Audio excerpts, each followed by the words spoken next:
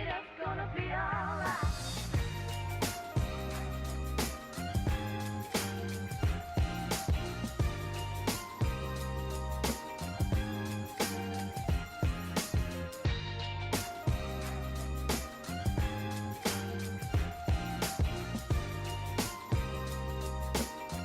Give it up, gonna be alright.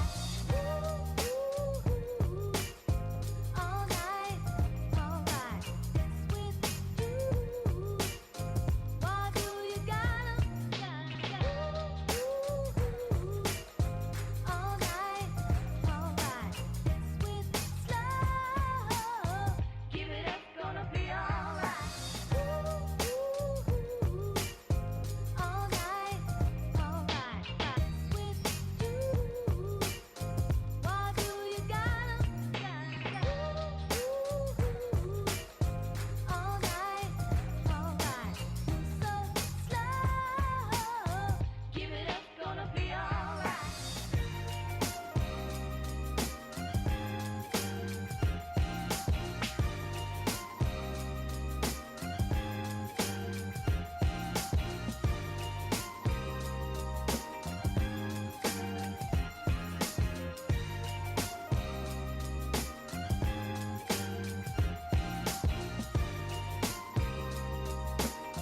Give it up, gonna be alright.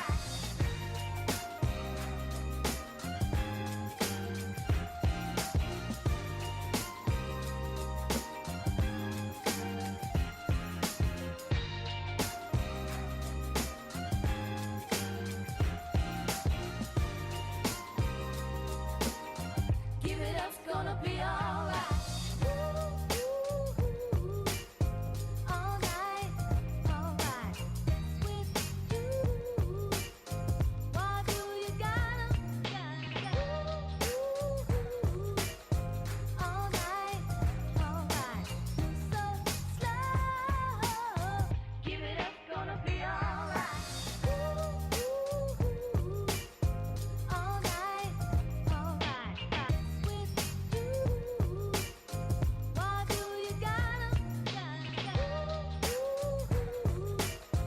All night, alright. So slow. Give it up, gonna be alright.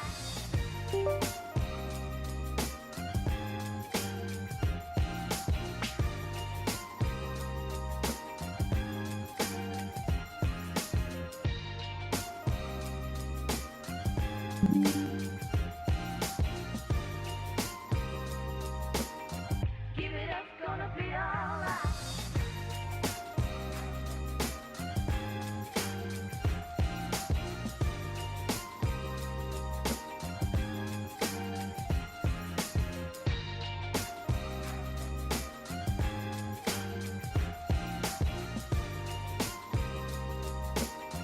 Give it up, gonna be alright.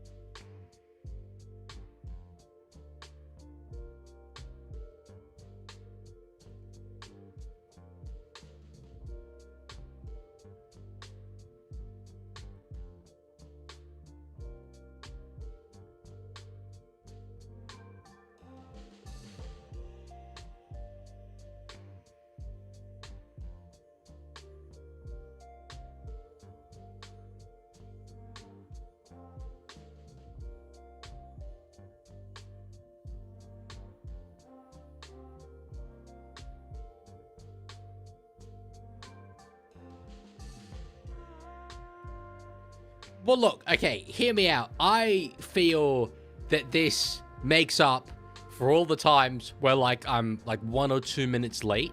If I go an entire hour early, like, cumulatively what's the word? Cumulatively speaking, I thereby make up for it all. Is that not how it works? I feel like that's absolutely how it works. Hello! I need to say 2 things to start with. Firstly, thank you, Dean, for resubscribing for the 11th month. I didn't even know I'd been monetized on Twitch for 11 months. That is crazy. Thank you so much. Number 2 is Cheered 105 Bits saying, welcome back, Mr. Legman. You have a job to do tonight. We believe you are 5 stars on GTA 5 worthy for doing it. Please enjoy these bits. I will enjoy those bits. I'm just going to mute the mic while I move it. I just recorded a video yesterday night, and it was like, there were lots of different moments where, like I said, the word, or the sound p or whatever, and it would like kind of distort. So I need to move it further away from my face. You know what's really, really funny? So, okay, to explain why I'm so early, I don't know. I got the time wrong, I suppose. I had in my mind, okay, I need to start the stream in 20 minutes. It's, 22. And then I did. And then Tiger Walker was the first message I saw in the chat say, the game doesn't start for an hour. And I was like, oh. So then I faced this choice, right? Because, thank you, Mort, by the way, just then for cheering 106 bits. We have the arms race starting already. The thing is, I really could use this hour to edit a video that I want to release tomorrow. And I have absolutely zero plans of what I'm going to do to fill this hour, seeing as I didn't intend to do it. But here we are. And look, it could kind of be an appropriate day to do it on. Dean's cheat 140. Yeah, we've definitely got it in full swing now. It could be a good day.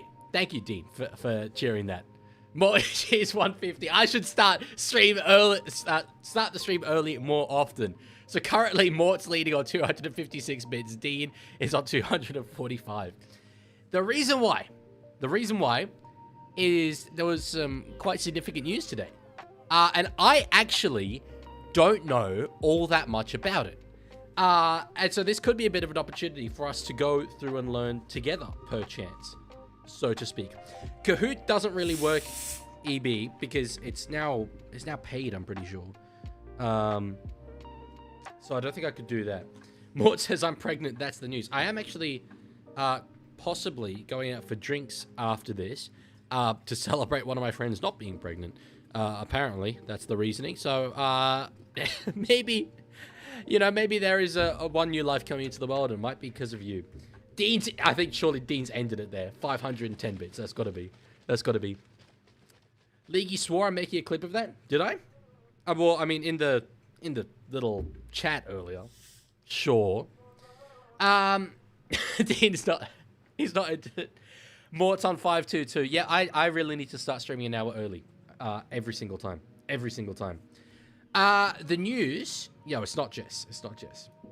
The news is the gambling reforms, which will have an absolutely tremendous impact on our game. Daniela, thank you for tipping $5.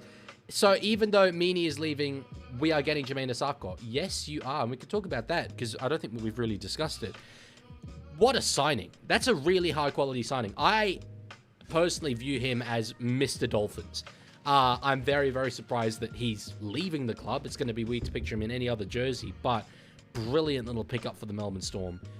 So they'll have him on one wing, Xavier Coates on the other, centers of Jack Howarth, and maybe Moses Leo,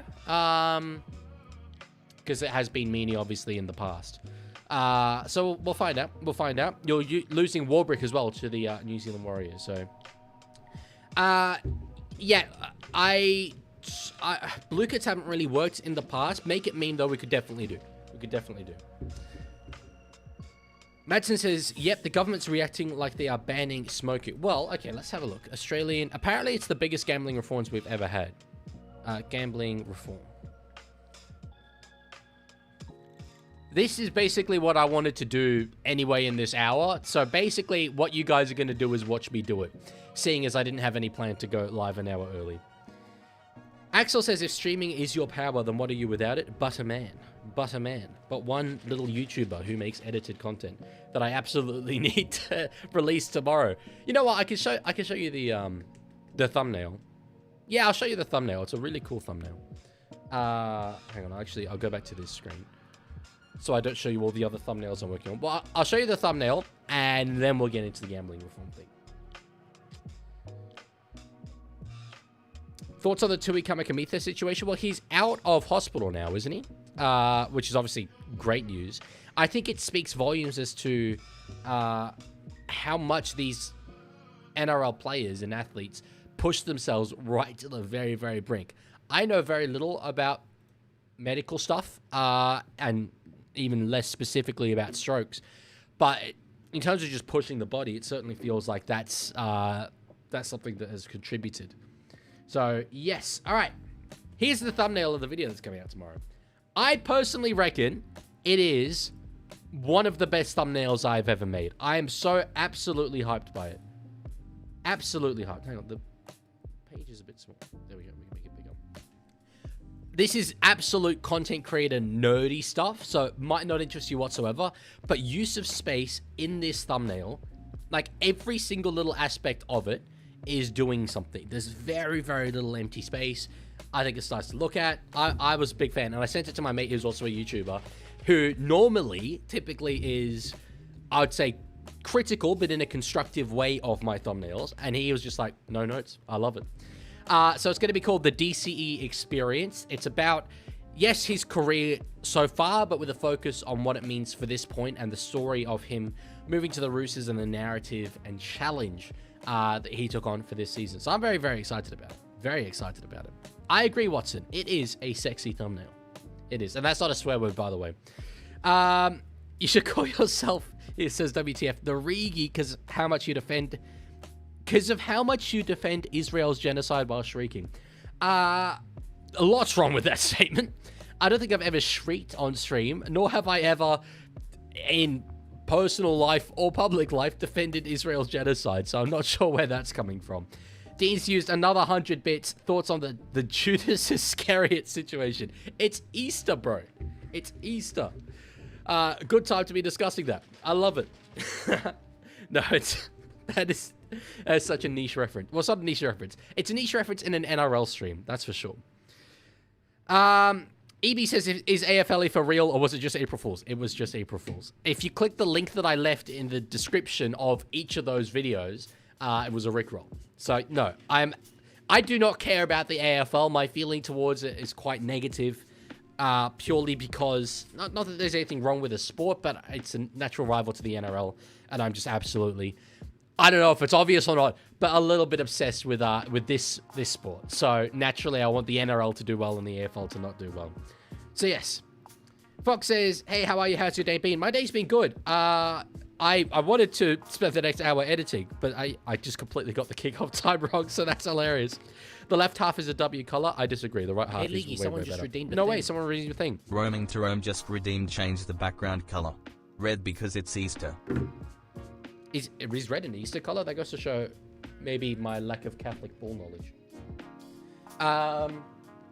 I can't find the little remote for the lights up there. I might actually have to go look for it, because I'll definitely need that throughout today. Yeah, hang on. Just a sec.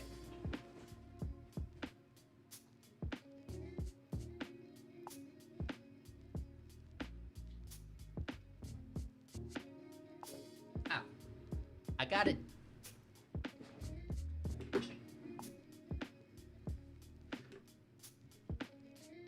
Hey, Leaguie, Dang, someone just AFL redeemed it a is. thing.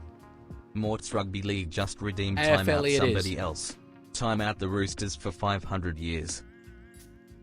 I don't know if that's a thing I could do more. I don't know if that's a thing I could do. Will Asako be better than Meaney? I don't think Asako is the replacement for Meaney. I think Asako is the replacement for Will Warbrick. Asako is absolutely a winger. Warbrick being obviously your starting winger on that side. I think Will Warbrick is a higher potential player than Jermaine Asako ever really was. However, I think Asako is a lot more consistent. Warbrick will get 4 tries like he did against the Cowboys the other week.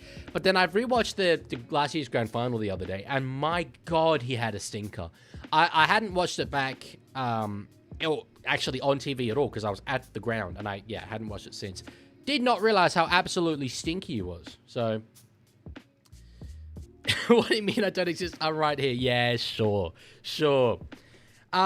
Mrs. League says thoughts on Penrith signing Clark. This is news to me. Or Aaron Clark? Ezra did kill Warbrick in the grand final, but it wasn't just that. There were just a number of errors from him. So, the kicking will be very good as well. But that's, in that sense, Isako is absolutely a replacement for Nick Meaney, because that's important. So, Cooper Clark to the Panthers. Cooper Clark's the Melbourne player. Yeah? Just making sure I'm getting the right guy. I know nothing about him. And the few games that he's played for the Melbourne Storm, I don't know what it is this season with the time slots with Melbourne. I have just not been able to watch them. The one game that I really could watch was the one against the Cowboys, which I did watch, but I didn't stream it. That was absolutely hilarious. That's the way that went. One game, which it just happened to be one of the most generationally incredible games of the season. I'm like, yeah, no, it's a foregone conclusion. What's the point of streaming that? Obviously, Melbourne are going to smash them. Goes to show what I know about ball, right? I mean, but that's the beauty of the NRL. It is really, I think, a very even season this year, which is particularly exciting. So, yeah, no, it's very exciting. Oh, he re-signed for a couple of years at Storm. Well, then I guess he's not going to Penrith. I don't know. This is the first I've heard about that news, so... Oh, Zakauri Clark is who Penrith signed, a.k.a. Cooper Clark's brother. Got it. Did not know Cooper Clark had a brother. Look, I don't know really reserve grade pathways. Dean has just gifted a sub. Thank you so much, Dean, for doing that. To don't one at one me. Dean delivering the goods as always. Thank you so much. Yeah, it's I don't. Like, I think Rugby League Guru or the Short Ball, they're really, really good at knowing the developing pathways, but I haven't watched a game of New South Wales Cup for a very long time. I know a lot about media in the NRL. I was thinking this the other day. Sorry, the thumbnail's just still on screen, whatever. You know, we'll go back to this one. I'm going to waffle a bit here. I was thinking about this the other day. Who am I as a NRL content creator? Like, what is it that I'm actually good at? Oh, why am I down there? What is it that I'm actually good at? Because I do not know the game tactically as well as I think most NRL content creators. I do not know, you know, I know a lot of the first grade players. I can name everyone in the top 30 pretty much, but I don't know the pathways that come through underneath that. I don't have the same business knowledge and access to business knowledge as a lot of the, you know, guys that actually do mainstream media. Are those contacts and stuff, which are very, very important. And I don't have the strategic sense that the people at NRL HQ actually have. So I was like, what am I good at? I don't know. But anyway, I know about Roosters New South Wales Cup, Bob. Yeah, but just specifically Roosters. Yeah, wait, who timed out Chico's old? That's a shame. They shouldn't have done that. Come on, have a little fun. AFLE is funny. Anyway, it wasn't me. We can untime you out. Yeah, I've just untimed it out. Yeah, so look, I mean, I understand for sure that there's like, I'm specifically a YouTuber, and I think that's a difference. And I'm good at editing videos. I'm good at, you know, researching videos and all that stuff. But I think there's a lot of areas where I need to improve in that sense. That was just a little personal reflection thing that I had the other day. If I want to step to the next level, you pull off the best looking person with a green blazer. Well, that was actually kind of funny. I think it was Cast Patrol for April Fool's Day did a post saying, hey, we've come to the decision, the three of us, we just don't really have time anymore. We're going to be ending the page and ending the podcast. We're selling the page. Leave your offers in the comments. And I said, I can offer you one slightly used green suit jacket. And they replied saying, best offer so far. So I'll take it. Bob, I really don't go for anyone in the AFL. I don't care about it, really. EB says, you're the Johnny Sins of Rugby League content creation. You do a lot of stuff and make people happy in dominant fashion. Dominant fashion there is not leaving much to the imagination. If you don't know who Johnny Sins is, he was an old halfback for Newtown. Let's leave it at that. Do not Google it. Yeah. Even history, actually, Watson. It's a good point. I do not know NRL. I know NRL history. I do not know rugby league history. Since before 2013, which 2013 has gotten to the first year, I really, really followed the NRL. My knowledge is not good. It's not good at all. So I don't know, a bit of a bit of a jack of all trades in that sense, but I think I should specialize a bit. And I do want to. This year, one of my massive, massive goals, in fact, the massive goal I have, is to become the International Rugby League guy and be talking about that. And certainly, I think probably more in the second half of the NRL season, I will be making videos. I reckon 1 in every 2 videos will be about International Rugby League and previewing the World Cup and how what's happening in the NRL sort of translates to who might make the World Cup squads and all this stuff. That's really, really the position that I want to take. So I think that that's exciting. Daniela says, dude, just admit Man City with 115 charges and the Roosters salary cap are the same because both tried to buy a lot of players. Well, Man City actually kind of like decently provably cheated with the salary cap. The Roosters didn't. So there's the difference. NRL Cowboys fan, I would say the best rugby league game ever is Rugby League Live 3, for sure. Dean's used 44 bits, say, thoughts on the situation between Rome and a guy preaching revolution in the Middle East. Also, can you convince my parents to give me an Easter basket? How old are you, Dean? Your parents still giving you Easter baskets? To be fair, I'm 23. And no, they're not actually giving me an Easter basket. So come on, let's grow up. Let's grow up. But yeah, thoughts on that situation. It's gonna be an exciting Easter. Let's put it that way. Mrs. Leaguie says, I watched your NRL trivia quiz short and how zesty you were back then. That was only a year ago, bro. or Hey, sis, Leaguie, I someone guess. just redeemed a thing. Chico, we 420 just redeemed head dent I doubt check. there's much of a head dent there, to be honest. We have just started. I'm putting up a poll so you guys can see who wins this one.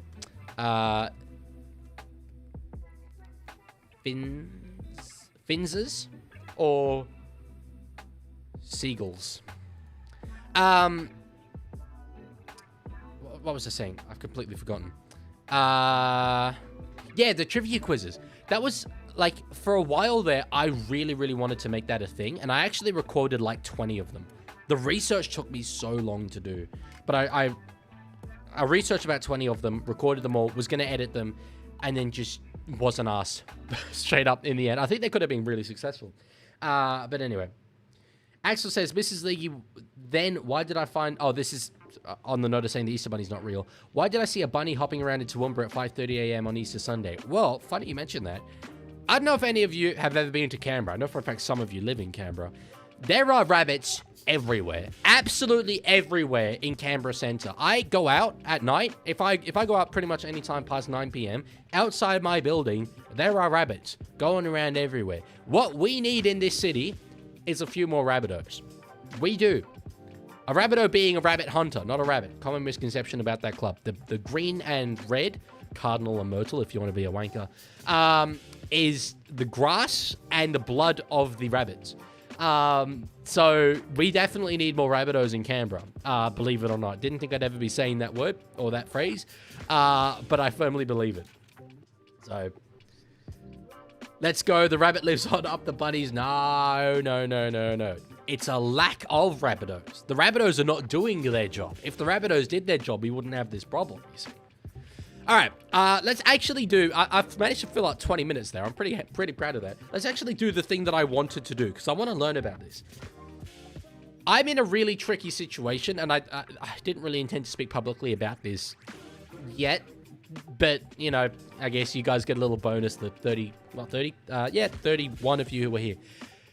I'm in a tricky situation as a content creator, whereby I do not like gambling sponsorship. I would sooner stop doing content than take gambling money. However, I collaborate with a lot of creators who obviously do, and I respect the hell out of those creators. I have nothing against them for taking, you know, that money. I know for a fact, from personal experience, it's lucrative. So that's completely fine, and it's probably the only way you can really make this as a living. But I really think that these reforms, not only do they have massive potential to impact the sport of the NRL with things like TV sponsorships, but then also on-shirt sponsorships, which are huge, but then also the content creators. So I really don't know what's going to happen. Anyway, let's read through it. In short, gambling ads would, if this legislation is passed, be partially restricted on television and radio with opt-out rules for online promotions and a ban in stadiums and on jerseys under reforms announced by Labour. Prime Minister Anthony Albanese used a speech at the National Press Club to confirm the government will release its formal response to the "You Win Some, You Lose More" report by late Labour MP Peter Murphy. What's next? Harm minimisation advocates are already accusing the government of taking a watered-down approach to the report, which called for total online gambling ad ban. See, this is tricky. This is tricky. Because this reform would come in January next year, right? And I firmly, as I say, believe in the benefits of removing gambling ads. However, I know for a fact that a lot of this industry does kind of depend on them. So even in my own activism, like, I don't think I would have ever advocated for, say, total online gambling ad ban.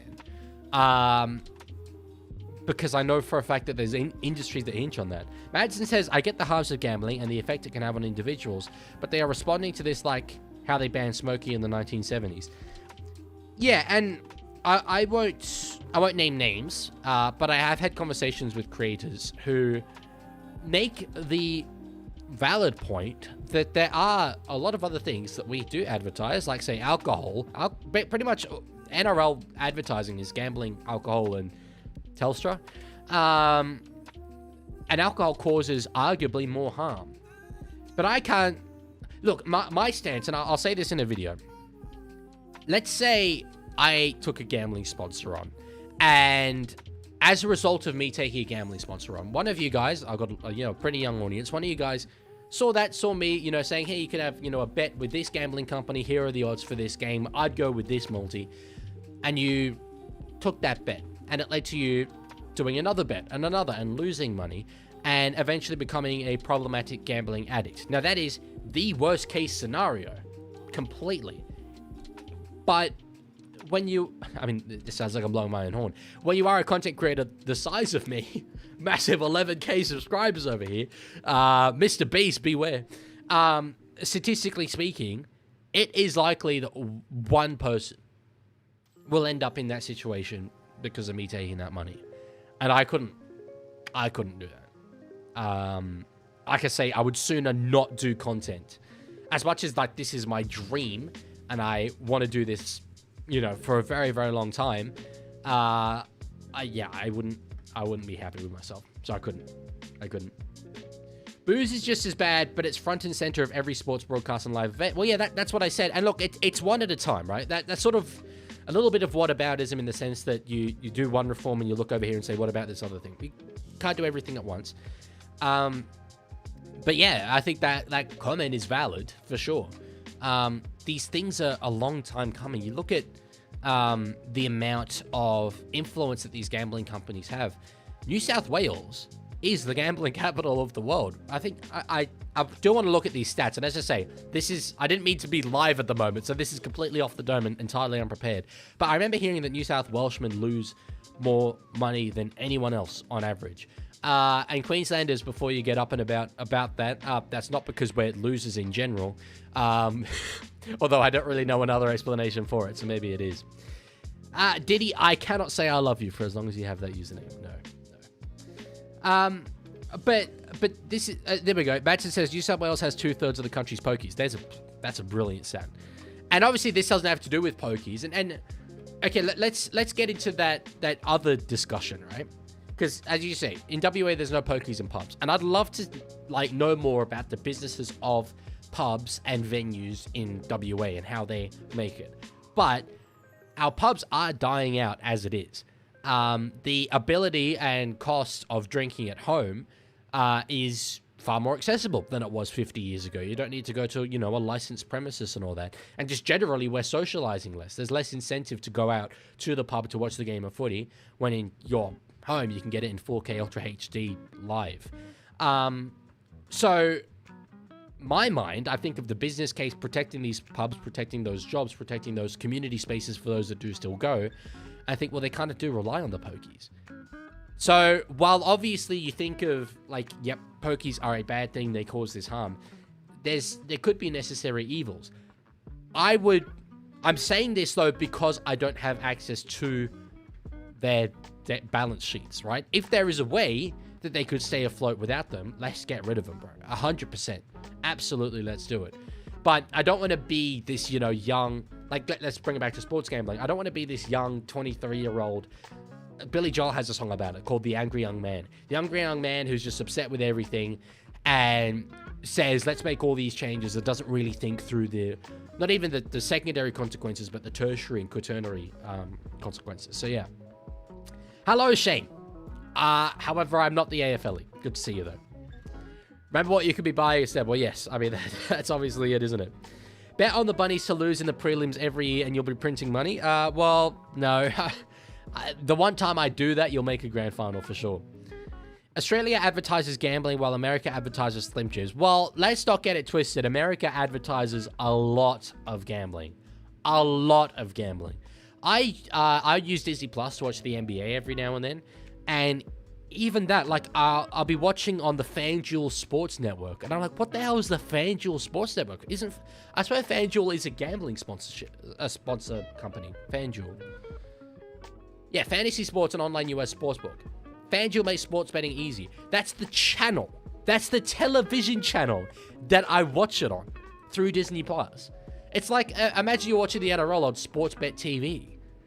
Like, it is at a different level. And I know that over there, I mean, God, don't get me started on the state of America, but they have way laxer rules around how predatory these gambling companies can be.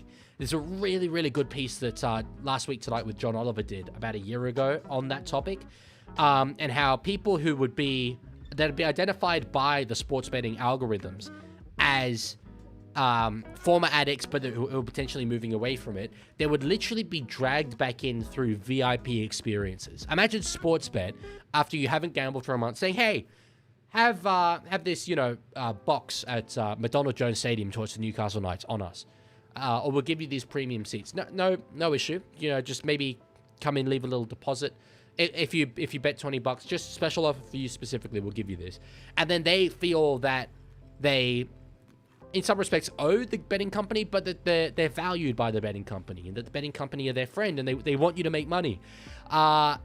It's very, very predatory. The emails that they're able to send to you once they identify that you're moving away from being a problem gambler to get you just back in, all the bonus bets, all the deposit stuff. It is incredibly predatory, and it has ruined lives. And not just lives, but lives of the people at the bottom rung, socioeconomically of society, those who are literally the most vulnerable. This is the kind of thing that I get a little, passionate about. And there's a lot that I get passionate about in rugby league, referees, international game, all this stuff. But this is one of them, and it's one that I haven't really spoken about as much. So, yeah. Why is bro ranting over politics? I'm not really. I'm ranting over law. But that was a major political, announcement today. So, unlike last night, which was an absolute nothing burger, the national address. Anyway, I only read the summary of this. Let's actually get into it. A partial ban on gambling advertising designed to protect children from exposure to harm has been unveiled by the Prime Minister as part of a package of reforms advocates have slammed as tinkering around the edges. I don't mind that it's tinkering around the edges. I feel that you need to do this step by step, as long as it doesn't mean that we don't continue. But you can't do everything in one fell swoop when the industries are so incredibly dependent on it. The plan, unveiled by Anthony Albanese during a National Press Club address today, includes capping television gambling ads at 3 per hour between 6 a.m. and 8:30 p.m. and a total ban on radio during school pickup and drop-off times. So let's think about what that would look like. 3 per hour between 6 a.m. and 8:30 p.m. What you would probably have... So that would, at the moment with the time slots the way they are, that would only impact today's slot, 8 p.m. Thursday, tomorrow's slot, 8 p.m. Friday. You could get gambling ads in at halftime on each of those and then post-game. And then Saturday, 7:35. Not at halftime, though, to be fair. They might push that back, I wonder, so that they can have gambling ads at halftime. Good chance. Gambling ads would also be banned on social media and streaming platforms. unless users are logged in, over 18, and have the option to opt out. While advertising using celebrities or athletes, odd-style targeting sports fans, and ads in sports venues or on players' uniforms would be outlawed. Let's start with this. On players' uniforms. To start with, I cannot wait to see what Retro Rugby League has to say about this, if he does come out and talk about it, because he's my jersey guy, and I love everything he does, and he knows way more about jerseys. He's forgotten more about jerseys than I'll ever know. But this is something that they've had in New Zealand for a very long time. You may have noticed when your club goes over to play an away game in New Zealand, if they do have a gambling sponsorship, they have to change it. I know the Roosters will change it to the Gotcha for Life Foundation. I think we had Kari, maybe back in the day. Now it's Gotcha for Life. Normally they switch it to a charity, which is always really nice. But that's huge. That is a major, major income stream that's not now removed for clubs because you're still able to have a sponsor, but they're going to have to find someone else. Mrs. League, you said you should quit streaming and become a reporter.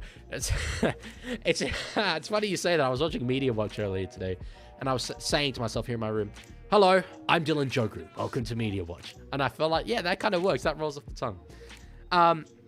Anyway, Tiger said, you mentioned going in depth with topics such as this on the Mind Games podcast. Yeah, this is what I want to do kind of in content. WTF, I'm a Catholic. Madsen says, the government using kids again as a Trojan horse to push this proposed legislation. I don't think that's an incorrect interpretation. It's certainly them holding up, that as the I guess, headline.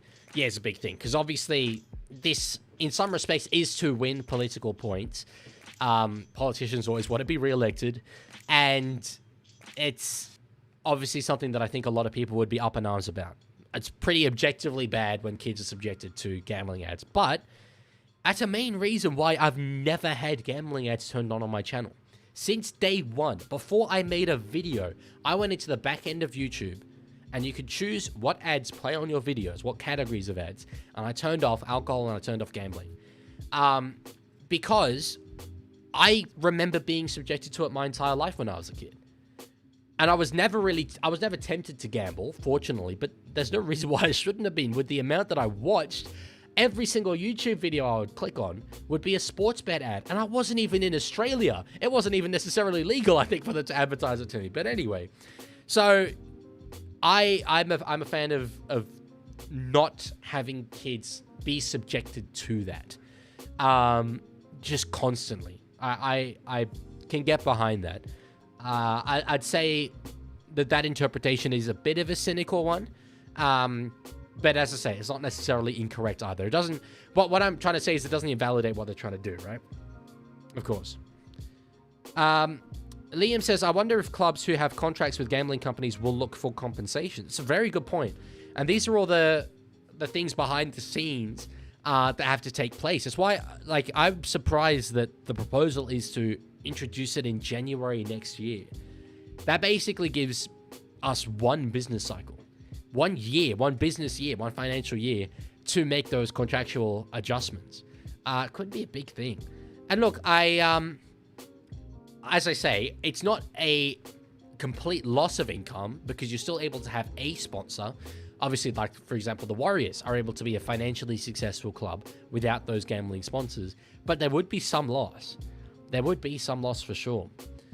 And I do wonder, like, say, next election, whether the opposition will campaign on the fact, if they do have to pay, millions of dollars in compensation, that millions of dollars of taxpayer money was paid to NRL clubs. I wonder. Mrs. Leaguie, I hadn't heard of Desi Freeman before. Is it a he? I think so. Was killed. So I don't really know anything about it. Can't comment too much. Carbon says, if this was really about kids being exposed to gambling, then they should be targeting video games for gambling, like features as well. Yes. No. Outstanding point. Outstanding point. I in fact fell victim to that. I'll open it up a bit. This was, I reckon, 2013. Yeah, because I was playing FIFA 14, so it would have been in 2013. So I would have been, I think, at that point, 10 years old. And I was obsessed, absolutely obsessed with watching pack openings on YouTube. It's all I wanted to do. I absolutely loved the excitement of watching one of the members of the Sidemen do a team of the season pack opening. I would watch all the videos. Even now, I'd still go back sometimes and watch those videos from like 2015 and stuff because I get this childhood like sense of nostalgia. But it's absolutely gambling. It's loot boxes. It's you pay an amount of either in-game currency or FIFA points, which you purchase with real currency, and you gamble that you're going to get something. It's not even necessarily something of value because it's just pixels on a screen, but you're gambling that you're going to get something. It, for sure, like, blatantly encourages it. At FIFA Ultimate Team, it's one of the main reasons why, from that point onwards, I never played it, preys on that. And I actually, through thinking that I was spending in-game currency as a kid, ended up spending a decent chunk of real-life currency, which luckily my family were able to get reimbursed because they were like, you know, our very, very young child didn't know what they were doing. Can you please give us our money back? But yeah, it's a big thing. It's a very big thing. Price range on FIFA Ultimate Team. What do you mean by that? Teo says, you might find gambling sponsors doing what Marlboro did in F1, using the logo's likeness rather than the logo to bypass the law and continue advertising. It's like there's a very good video on YouTube, actually, about that. I watched the other day by this YouTube channel called Money Explained. You should definitely go watch it. In fact, Teo, why don't you put the link in the chat? Go ahead. You got my permission, bro. All good. WTF says, currently Iran's a better place to live than Australia. Well, that's objectively untrue. How old was your dad when you were 16? I don't know off the top of my head. Carbon says, yeah, I've opened a lot of cases in Counter-Strike and supply drops in Call of Duty from the age of 12 to 16. It's a literal slot machine. Yeah, Call of Duty, I think, and Counter-Strike. Well, I mentioned Counter-Strike, actually. That, I think, is the worst example because items in Counter-Strike do actually have some real-world value. Certain skins, certain knives, whatever. There is a very lucrative marketplace for that. So that, in a way, is way more like gambling. It's not even you know, putting in an amount of money to get an in-game thing. It can be, for some people, you're putting in an amount of money to try and get out a greater amount of money. And it's a legalized way of serving gambling to these kids. But to be clear, when we talk about these impacts that it could have on kids, that's only because that's the most extreme case. It is not to say that it can't have negative impacts on grown adults. Grown adults are the ones with the money to spend. Grown adults are the ones that can actually lose that amount. And I know I've got friends in my personal life who have had quite serious gambling problems. Fortunately, many of them are over it. But it's a real big issue. It's absolutely a big issue. MVP says, Rothmans was the last domino to fall before the Rothmans medal was renamed to the Dahlia medal in 1997 in terms of cigarette sponsorship. Yeah, and I think that's a good thing. Obviously, I think in Australia, we deal with cigarettes very well. We tax the ever-living hell out of them. We've got a lot of warnings about them. Sponsorship's obviously not allowed. Trust me, I go back to Europe like every few years just to, you know, meet up with old friends and stuff. And I am shocked every single time I'm walking around like a city in say, the Netherlands. If you're in the city center, you're smelling cigarettes. There is a lingering smell of cigarettes permanently. There are cigarette butts all over the floor. That's the ambient smell I grew up in. So coming to Australia and breathing fresh air, even in like the city centers, was incredible. Like, it changed my entire perception of what fresh air smells like. I just smelled cigarettes. If you grew up in Amsterdam, that smell is weed, to be very, very clear. So I'm a fan of what we did, you know, in that department, and I don't really see why this should be that much different. This is obviously an area, contrastingly, where we've been lacking. So why not? Juggy says, Jug Coy, that's similar to my surname, says, you have strong weird dick energy. I'll take that. I'll take it. I believe in that. I'm, you know, I guess we could say a weird dick. Let's go with it. Diddy, the game doesn't start for another 20 minutes. Madsen says, I think the government has gone too far now with the cigarettes as there's now a huge black market. Admittedly, I do not know much about the cigarette black market. But at least outwardly, you know, I think if you're growing up in Australia, you definitely have a perception of the harm that cigarettes can cause. Whereas I feel that growing up in many countries around the world, obviously Europe being the example I can attach onto, you don't grow up with that exact same thing. So, Carbon says, absolutely, don't get me wrong, I definitely dabble in the occasional punt or slap on the pokies, but man, it really can fully ruin your life if you start chasing. Well, yeah, and everything in moderation, right? Take alcohol. Alcohol is completely fine in moderation. But I feel that we know to have it in moderation without the excessive and very invasive advertising, the constant advertising. Here's one thing that I have often thought. If you are a recovering gambling addict, and you understandably don't want to, be triggered back into gambling again, just in the way that, a recovering alcoholic wouldn't necessarily go to a pub, you can't really follow the NRL. You can't, because there's sponsors all over the jerseys. Now, obviously, as we said, going to be fixed there. There's sponsors all in the stadiums, going to be fixed there. There's sponsors all on TV, going to be fixed to a degree up there. You can't watch the coverage because at halftime you're going to see, whoever doing an ad for Sportsbet. Even independent media surrounding the game. Well, let alone mainstream media. Mainstream media, obviously, but independent media. You struggle to name many independent content creators that don't have a gambling sponsorship.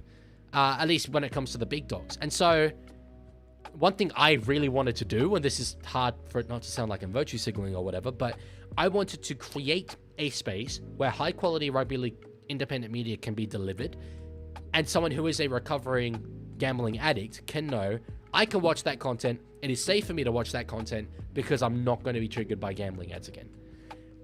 Again, extremely specific case, but that's the kind of thing I think about. That's what I think about. Hit the nail on the head. Thank you so much. I appreciate that.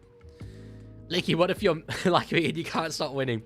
Then good luck to you, bro. If you can't stop winning in gambling, then you don't need gambling ads to tell you to keep gambling. Do you agree with the government decision? Well, I mean, I've sort of have been half learning about it. From what I've read, yeah, I think it's a good step forward. Madsen says, in South Australia, gambling ads are banned, but only for free-to-air commercial television like 7, 9, and 10. Well, that, again, would be a positive step, but I don't see why not to go with it. Also on cable. Or, is that what they call it? Yeah, cable. What if the Leaguie is a recovering gambling addict? I'm not, actually. I beat gambling because... So there was, a few years ago, a betting agency who I won't name because I don't really want to platform them, started up and they had, I think it was 100 to 1 odds on any team to win the NRL, the AFL, the NBA, and the FIFA World Cup. Maximum bet of $10. So I got together with some friends and we hedged all of our bets. So we each put on, like say for the FIFA World Cup, I put $10 on Brazil. One of my friends put $10 on Argentina, on France, and on Spain. France won the last World Cup. Yeah? I'm pretty sure France won that World Cup. I should really know that. But yeah, I think it was France. And so we said, if any of those win, we've put in $40, and if any of them win, we're going to get $1,000 back, and we'll split it and get $250 each. And that's what happened. So it was good. It was very good. Let's have a bit more of a look at this. Quote, who's this from? Oh, Albo. We're getting the balance right, letting adults have a punt if they want to, but making sure that our children don't see betting ads everywhere they look, Mr. Albanese told the National Press Club. Because you don't want kids growing up thinking that footy and gambling are inextricably linked. We want Australians to love sport for what it is. And that, I think, is very key. Because I mean, look, a lot of you are younger than me. You tell me, and I didn't grow up in this country, but I feel that if I had grown up in this country, I absolutely would have, at least subconsciously, the idea in my head that footy and gambling are inextricably linked. That you have a punt, that it's normal. You have a little bet on a game. If you want to get interested, you bet on the game. You do multis, because all this stuff, like a halftime break in the NRL, what, 5 gambling ads? You'd have to say. Any YouTube video about the NRL that you'll click on, probably gambling ads. Any podcast, probably gambling ads. So how can you not think that they're inextricably linked? Did you actually make an AFL account? I did not, no. France got beat in penalties from Argentina. Oh, yeah, of course. It was Messi's World Cup. Yeah. Well, yeah, anyway. So I won through... Well, I put it on Brazil, but one of my mates put it on Argentina. So, yeah.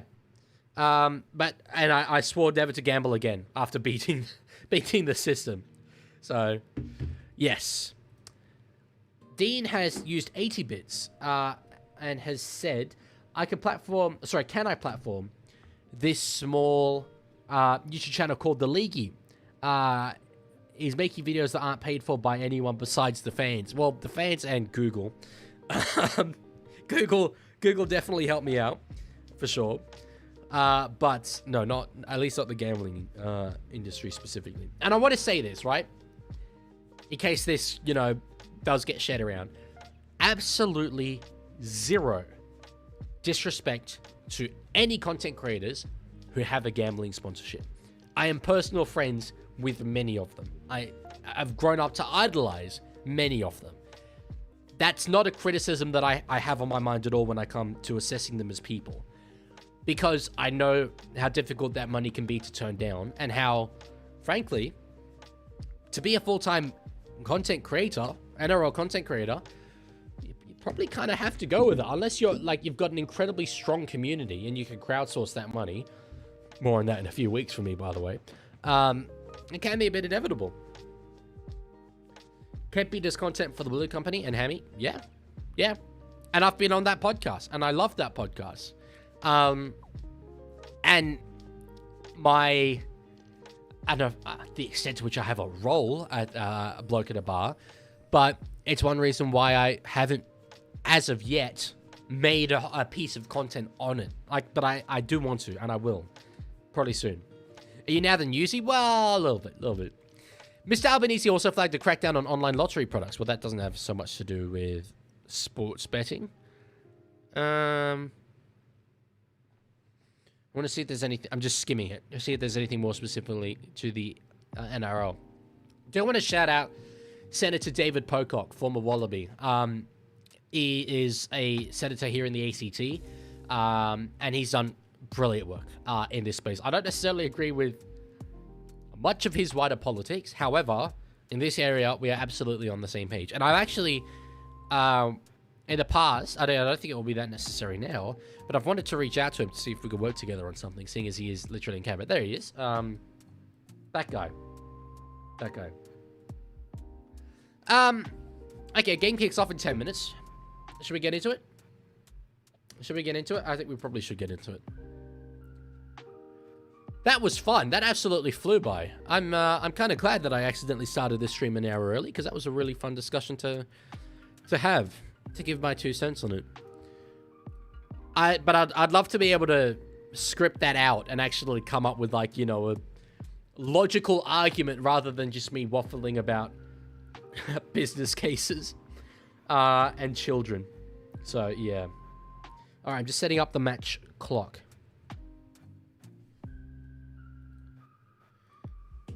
Yeah, it's something like I'm launching channel memberships kind of soon, and it's something that I will be, I guess, drawing some attention to.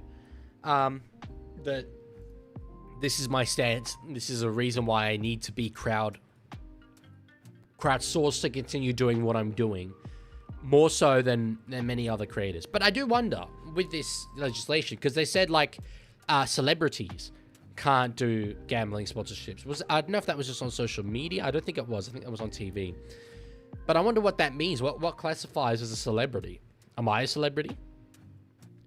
Would I have an issue legally bringing on a gambling sponsor on my social media? I don't know. Pocock wants the full 31 recommendations implemented, which means a total gambling ad ban. Yes. Widely speaking, yes, that is what he wants. And I don't necessarily, as I said at the start of all this, agree with that, at least for now. But I admire the fact that he's fighting this fight. And I think he's one of the few that really have been pushing that. So in that sense, I certainly agree with him. All right. In terms of the polls for who's going to win this game, 56 votes so far over on YouTube. 79% say it will be the Finzers, with only 21% going for Kieran Foran's Manly Sea Eagles. I agree with that. I do think it will be the Dolphins for sure, but I do wonder if we might see that coach bounce back. There's always the little coach bounce back that we get when a team have sacked their head coach. Let's get into the teams for this one. So, we got 10 minutes. I'll just talk through it. For the Dolphins, Hamiso Tabuafido lines up at fullback. The wingers are Jermaine Isako, Melbourne Stormbound Jermaine Isako, and Selwyn Cobbo. In the centers, Jake Avarillo lines up with Herbie Farnworth. And then the halves, Cody Nikorima, Netherlands eligible by the way, and Isaiah Katoa. Another guy who's Netherlands eligible. Let me actually see. This is a bit of a sidetrack. I don't know if he's in their top 30 yet or not. Is he? Apparently he is. Oh, there.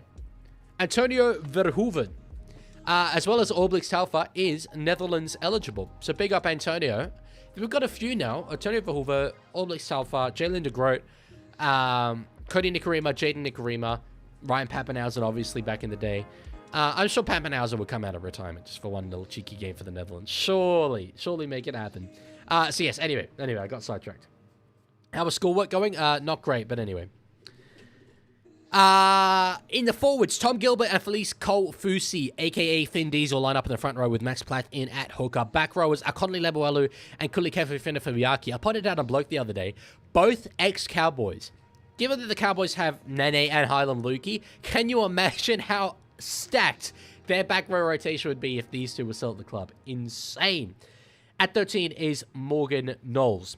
Bradley Schneider starts the bench along with Thomas Flegler. Great impact he'll be able to give. Ray Stone, Francis Molo, Kurt Donahue, and Trey Fuller. For Kieran Foran's Manly Warringah Sea Eagles. Let me just move that across so you can see.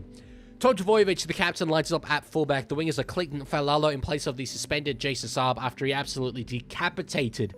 Was it Billy Smith last week, I'm going to say? Mrs. Leaguie, thank you for following on Twitch, as well as Sanido just earlier. Other side, in the centers, you've got Tolota Kola and Roosters bound Ruben Garrick. Luke Brooks and Jamal Fogarty are the 6 and halfback. No Joey Walsh. Obviously, that was a very, very big talking point for them this week. But I agree with it. I think I've seen quite a few noted ex-halves come out and say, and obviously Kieran Foran is an ex-half of quite some fame, that it would be the worst thing ever for Joey Walsh to just be thrown into this absolute mudslinging fest that's going on at Manly at the moment. This baptism of fire. Hey, Leaguie, So, someone just I redeemed admire the that. thing. Oh, someone redeemed the This thing. Leaguie just redeemed timeout self. I love that you've gone and made a Twitch account solely for me to time you out. That is absolutely hilarious. I love that fact. Let me do that. Okay. In the forwards, Tanya Paseka lines up with Kobe Hetherington. Brandon Wakeham starts at hooker for the second week in a row. Surprised, I would have gone with Simkin, but anyway. Hamali Olakwatu and Ben Trbojevic are in the back row with Jake Trbojevic in at lock. His game last week was not, how you say, outstanding. I believe it was 23 running meters. Yeah. Oh, no, that's tackles made. What's the running meters? Oh, it's even worse. Total running meters, 17. It was 23 the week before. Jesus Christ. How do you, at lock, playing 46 minutes, have 17 running meters? This is a guy, how much did he used to average? Average running meters. At one point, averaged 135 running meters. And he got 17. Oh, boy. Anyway. He's at lock. The bench is Jake Simpkin, Corey Waddell, Ethan Bullymore. Good to see him back. One of my favorite players in the league, Ethan Bullymore. Simeone Laiafi and Paul Bryan and Josh Feletti are the two reserves players. All right. Chickawee says, Leaguie, if you do, members get first videos early access. That will be kind of slack paying for early access for a YouTube video you will eventually release. That will be one of many, many things that will be offered in the membership. But it's definitely not BS. That's a sort of very fair, I think, comment, I feel, Chickawee. How do you average 100 meters in footy? Is that even possible? Yeah. Run for 100 meters. Like, look, with the ball. Not just running 100 meters in the game, but running with the ball. Socceroos World Cup kits are the worst. Maybe up there with DR Congo. We need to dump Nike. I wasn't very happy with it. Did I just see James Tedesco in a Tigers jersey? They're showing an ad for Eels versus Tigers when this game is literally about to start. Anyway. Okay. That hour flew by. Absolutely flew by. When you're doing memberships, not exactly sure. I actually plan to already have them done. They are actually organized and they've all been approved, and I've got like some really cool branding for them and stuff. But I've had a few stinker videos lately, and I want to do it off the back of a video that's done well. So that's sort of my thinking there. Hey, Leaguie, someone just redeemed a thing. Silas Kinski just redeemed change the background color. Yellow for the Socceroos. Your wish is my command. Although yellow never really looks that good.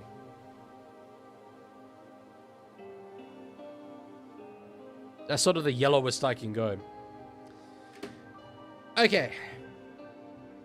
So, this will be the case, I think, for a lot of teams that come up against Manly this season. At least, you know, assuming my prediction of them getting the spoon continues to sort of ring true. It's a game where it's a really good barometer of where your squad is at in terms of consistency.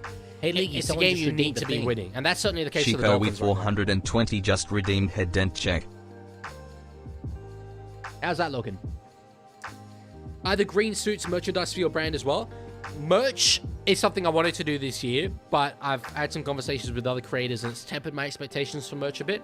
So I'm going to do memberships first. But I absolutely have visions one day of selling green suit jackets to people.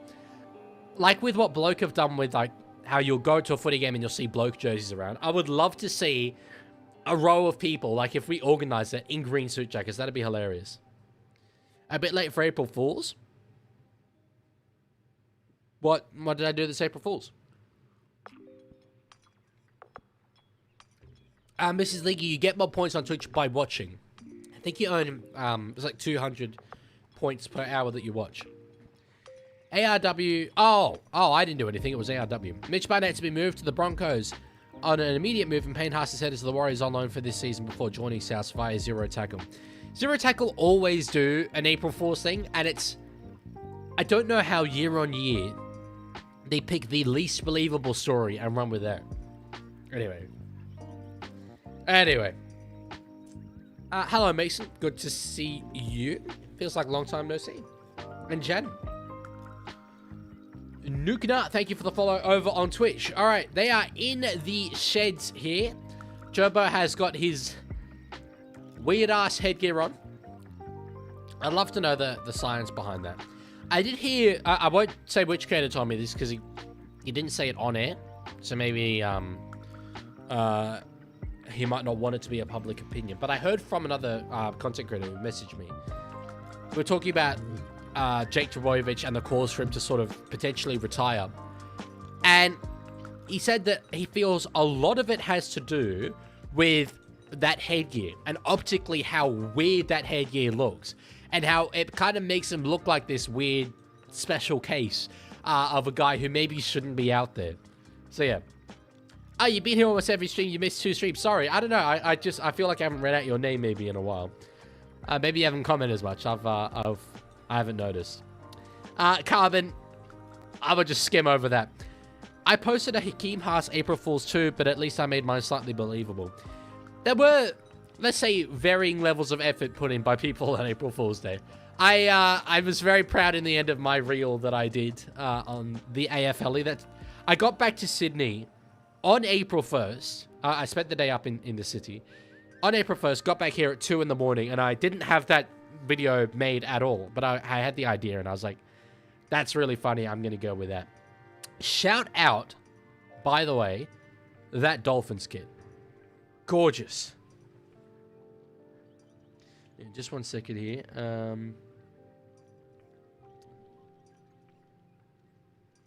Okay. Here come the fins.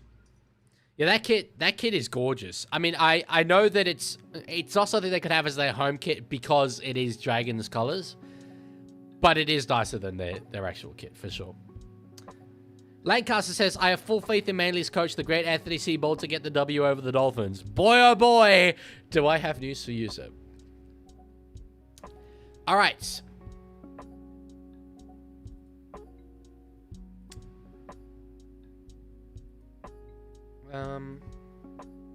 I fear I have messed something up with the code for the timer. Because I just opened it and it immediately crashed. That could be an issue. Uh-oh. Uh-oh. I may have done an oopsie. This haven't kicked off on my screen, by the way. I'll let you know when they do kick off on my screen and you can sync up with me. Doesn't Des coach Manly? Shout out to him. Shout out to him. All right.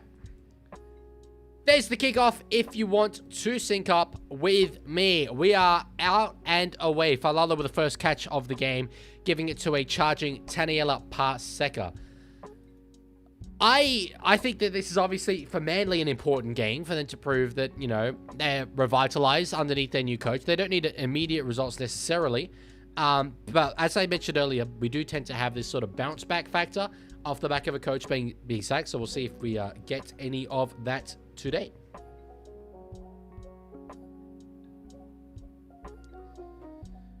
Oh crap, not this biased ref. What, you reckon Grant Atkins is biased against who? Yeah, I've absolutely broken the timer.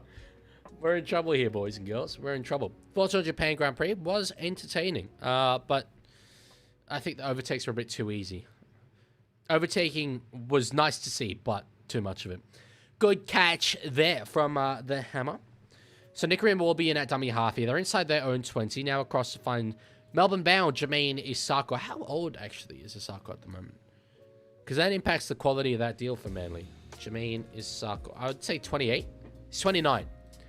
29 years old. So still can get a number of good seasons from him. His bias on the Finns, bias for or against? Chico says, remember when South's interim coach Ben Hornby made us win after we sacked Jason Dimitro? Very vaguely. EB says, what's up with the scoreboard? What's wrong with the scoreboard? The only thing that's missing is the timer, and that's because I may have kind of secretly, quietly broken the code. I think I need to see if I can, like, restore to a previous version of it. Because I have more than slightly messed it up.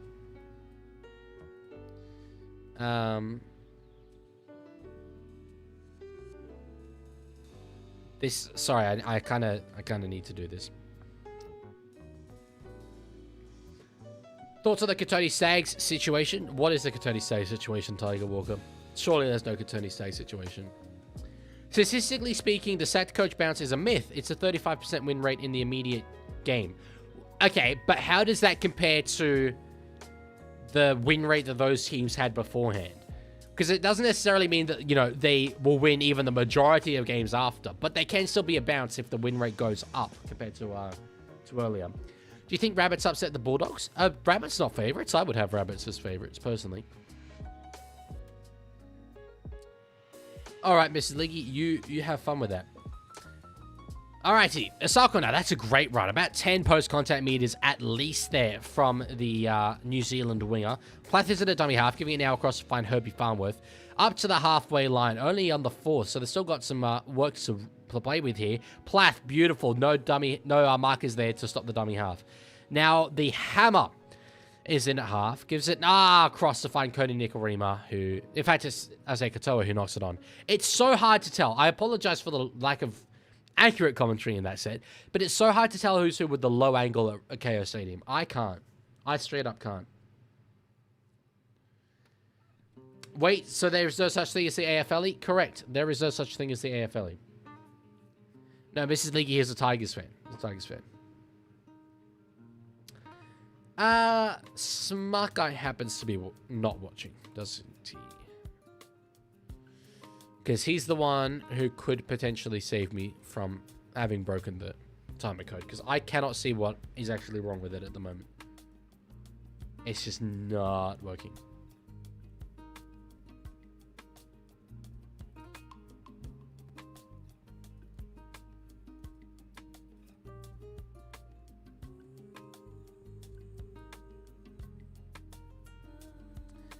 Roosters got an off week? We do. Yes. Again, apologies for not commentating. I'm trying to fix the timer. We have the bye, fortunately. Oh, big kick over the top there. Caught in goal by Sako. That was beautiful work. That was absolutely brilliant. That could have been a try there for sure. The hammer now gives it across to find Avarillo, who's in space. He will be chased down there. No, in fact, he says it. There's space back on the inside here. The hammer is on the outside, in fact. Goes around to the other side. Oh, it's a ball. No, it's been knocked up by Avarillo. Luke Brooks now the other way down the sideline. We'll give it infield. Clayton Falalo takes the tackle. That is one of the craziest plays you will ever see. You will ever see. That was beautiful. That was absolutely stunning work. Unfortunately for Jake Avarillo, couldn't execute. But Luke Brooks there down the sideline back in field to Falalo. Couldn't you imagine if they had scored off that? What the hell just happened? I cannot explain that. Cannot explain that at all.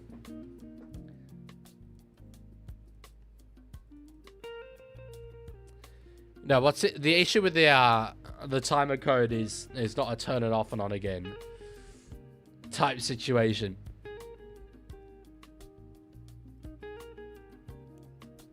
Unfortunately. This is effort footy. Well, not effort, but F it. Yes, it is. Yes, it certainly is. People actually voted Manly to win in the poll. Idiots. I think that there's a bit of, love for Kieran Foran in there for sure.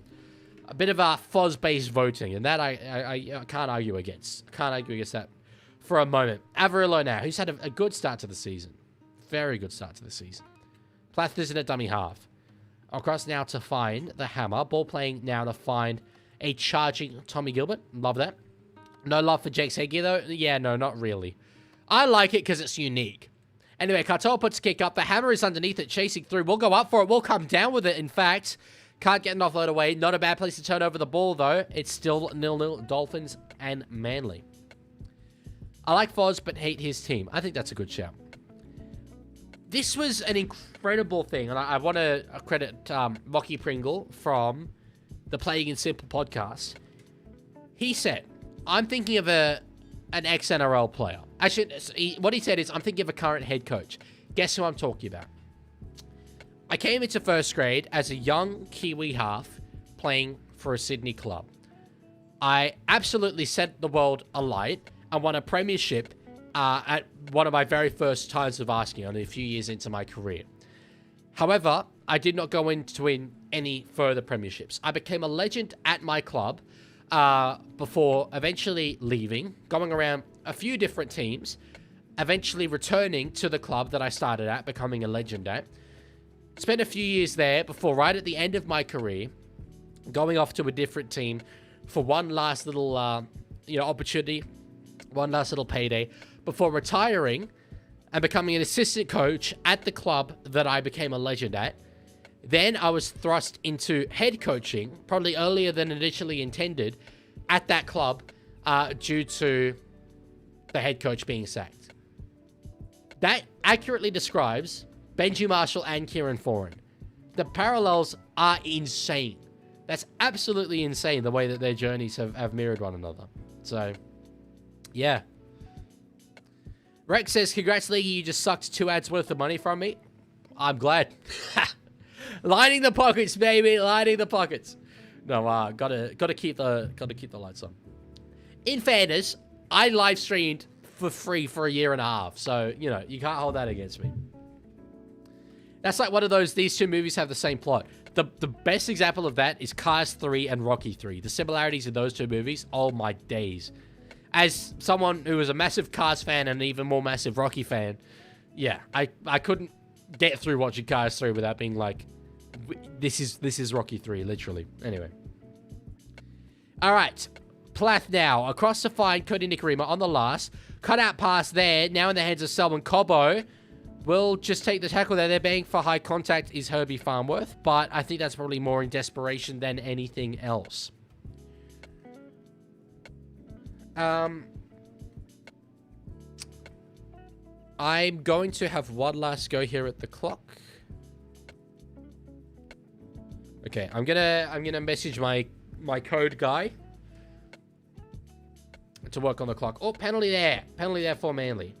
Again, I would like to apologize for not being the most active commentator at the moment. I'm sorting out a tech issue.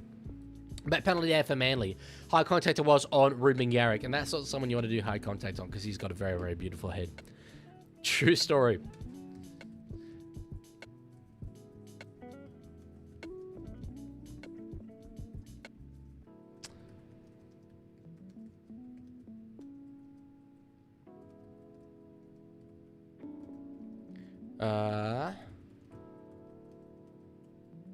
Okay. I have asked my code guy.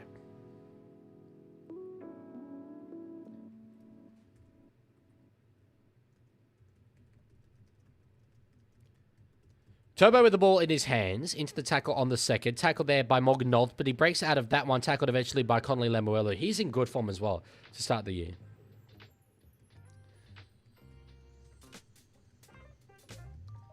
Now down the sideline is Lehigh Hopewati, tackled there by his Tongan teammate Isaiah Katoa and Samoan Tabawai Fido.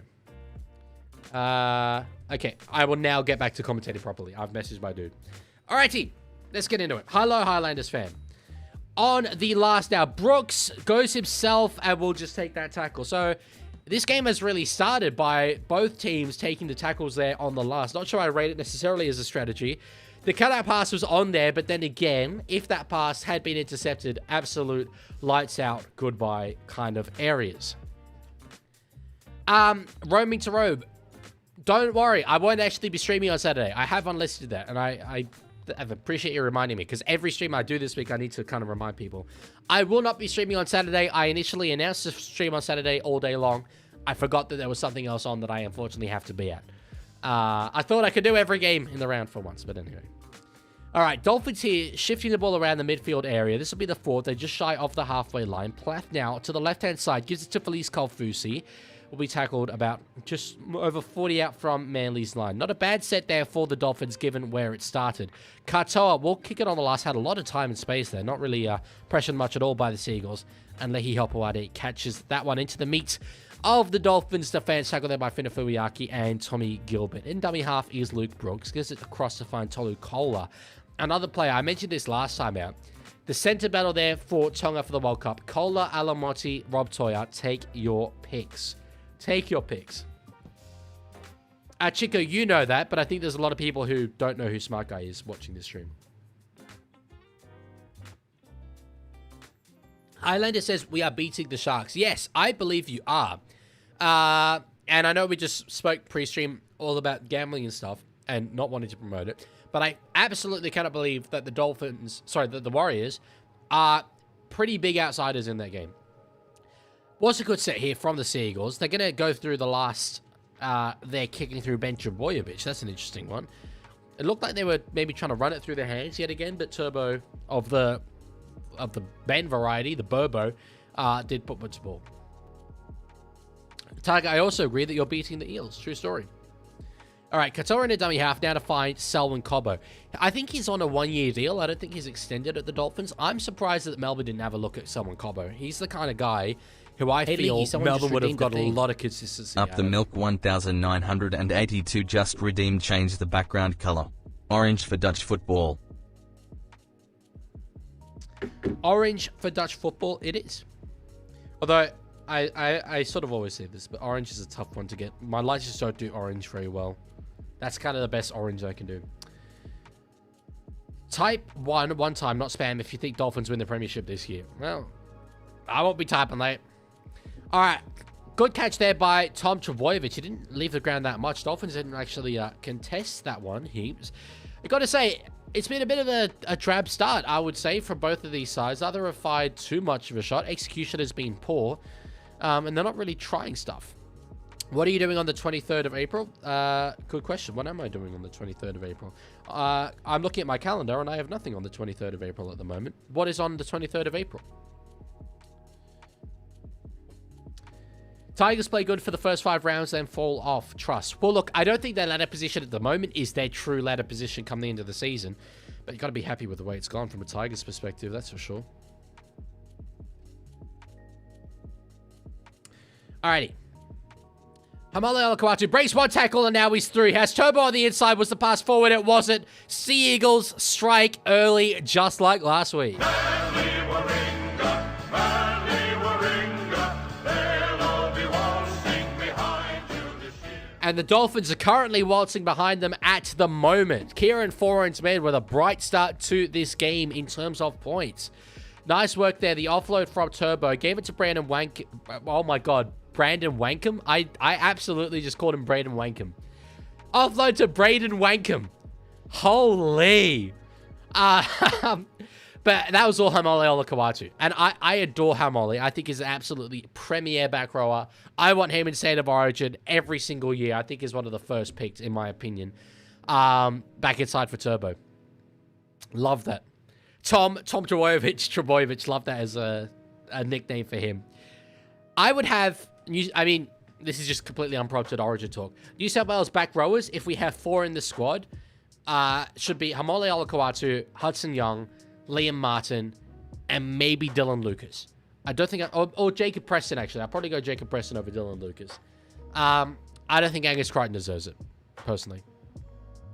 And that's me absolutely loving Angus Crichton, but yeah. Yeah, good work. Good work there. Turbo through the middle. Love that for Manly. It's a good start for them.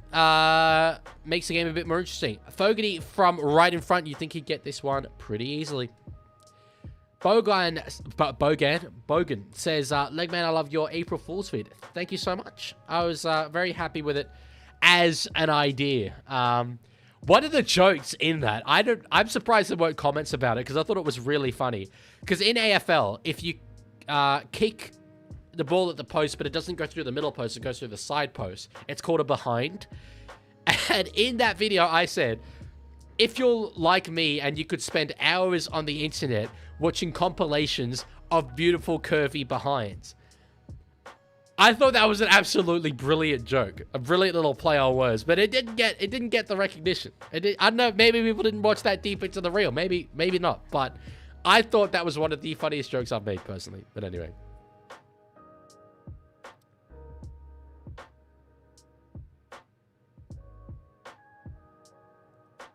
All right, penalty there for Manly. I'm having another look at this code.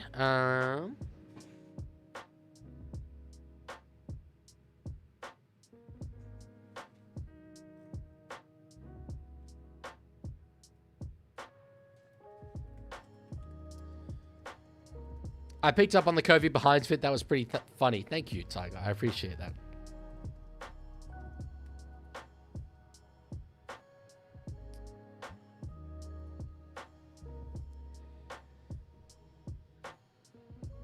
Okay.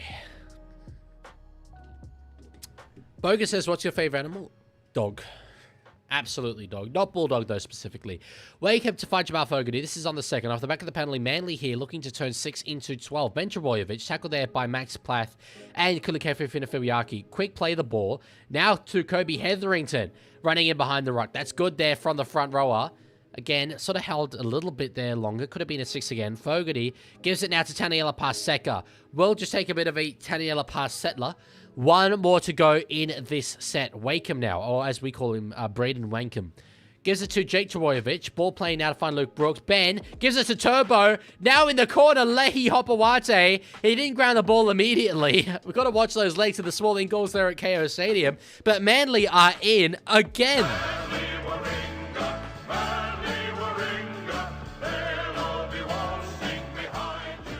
Anthony Seibold actually should be on international war crimes watch lists. Oh my days. Can you give us some philosophical insights? No. No, I will not do that. Damn. That was beautiful execution there from Manly.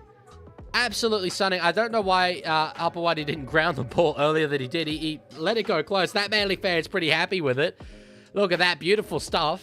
Dolphins just, haven't really fired much of a shot to start this game. And I've got to say, I was very high on them coming into this season. I think their roster is good enough to do a lot better than they are currently doing. But I don't know if they've got, it might take time to get it all together. But I don't know if they've hit the ground running the way that I thought they were going to off the back of last season. Leaguie has seen a few curvy behinds in his time. Well, sort of throw around unsubstantiated allegations. Okay, let's just chill in that department. Turbo hated Seibold, clearly. Well, we can't say that for sure, but there were certainly rumors that SeaWorld had the playing group offside, so to speak. Thank you, Omni. I really appreciate you saying that. Hopefully a video coming out tomorrow. If not, definitely the day after. But we'll do my best to get it out tomorrow. Kick there from Fogarty. Beautiful. 12. Oh, no. What? Hang on. I stopped looking at that. I saw him hit it, and I'm like, that's in. It's not. It's not a goal. I'm watching a replay of this. He's hit it. Surely that's in. Jesus Christ. That's incredible how much that thing bent. Jesus. Yeah, Tiger. Fins do look flat. Fins do look flat, for sure. And that's sort of the point that I was making. You just made it a bit more succinctly. So, they don't seem to have that energy that I thought that I'd have to start the season. And again, you know, if you're in the business of winning a premiership, it doesn't really matter the energy that you have in, well, we're now into April. But still, you want to have something. You want to have something. What does curvy behinds mean? Well, yeah, there's two things it could mean. A behind in AFL, there's been a nice, curvy, beautiful kick. Or a behind, as in a posterior, as in a rear end, as in, as they would say in Brazil, a bunda, as in a gut, as in a batty. You get my vibe. Curved nature. So, yeah. Fins flat, yes, they do not have curvy behinds. Brandon Wakeham gives it across. Brandon Wakeham gives it across now to find Gerbo. That was like a whole tackle ago, but I just laughed at it. Money God, kickoff was 8 p.m. I just completely got the timer wrong. Oh, geez, they've knocked on here, the Dolphins. Olakawatu close to the line. They've got a full set here, Manly. To be clear, Money God, it is only 20 minutes into this game. I just haven't got the timer started. Oh, was that an offside Dolphin? It was. This could be 10. Potentially. It's a penalty, Manly. Let's see. Has Knowles been binned? Knowles has been binned. Knowles has been binned, and I can't disagree with this call. It's unfortunate. No doubt about it, it's unfortunate. However, it's a call you have to make. It's a call you have to make because you can't allow that stuff to go unpunished. You have to assume the intention there. I disagree with that, Money God. I don't think Knowles is that bad, but Manly here, like 10 points I wouldn't be too worried about Dolphins coming back from, but geez, if it gets to 16, if it gets to 22, yikes. Big yikes. All right, Wankham. Gives it across now to find Brooks. Turbo, now on to Lehi Hopawate. He didn't go for the corner there. I reckon he would have scored if he did. But anyway, didn't back himself. Early in the set, probably didn't feel the need to. Brooks to find Kobe Hetherington. Bad luck, Nosey. Wrong place, wrong time. It was, but it also still, I think, has to be a sin bin. Because you can't really judge that intention so much. Fogarty gives it to Brooks, who is lassoed and tackled there by his opposite number, Cody Nikorima. Wakeham across now to find Jamal Fogarty. Underneath, knock on there by Hamole Olakawatu. Finn Diesel now. Gave it to the Dolphins. That will just be a double knock on. Damn, that's one that's gone begging there for the Manly Sea Eagles. Hamole Olakawatu lets a chance go absolutely wasted.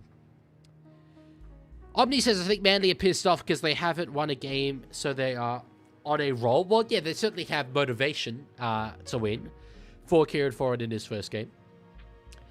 Tiger, I don't know, maybe it's, maybe they don't know the law. Oh my god, that's so weird. Why is Kieran Foran in the coach's box? That is particularly odd. Ugh. Ugh. Alright, gonna have another look at this, this code situation.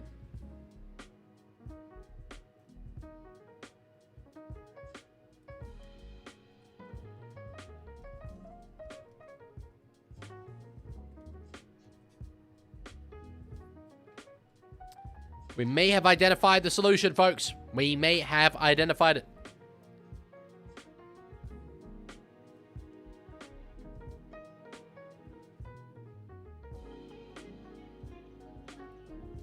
We have not identified it, folks. We have not identified it.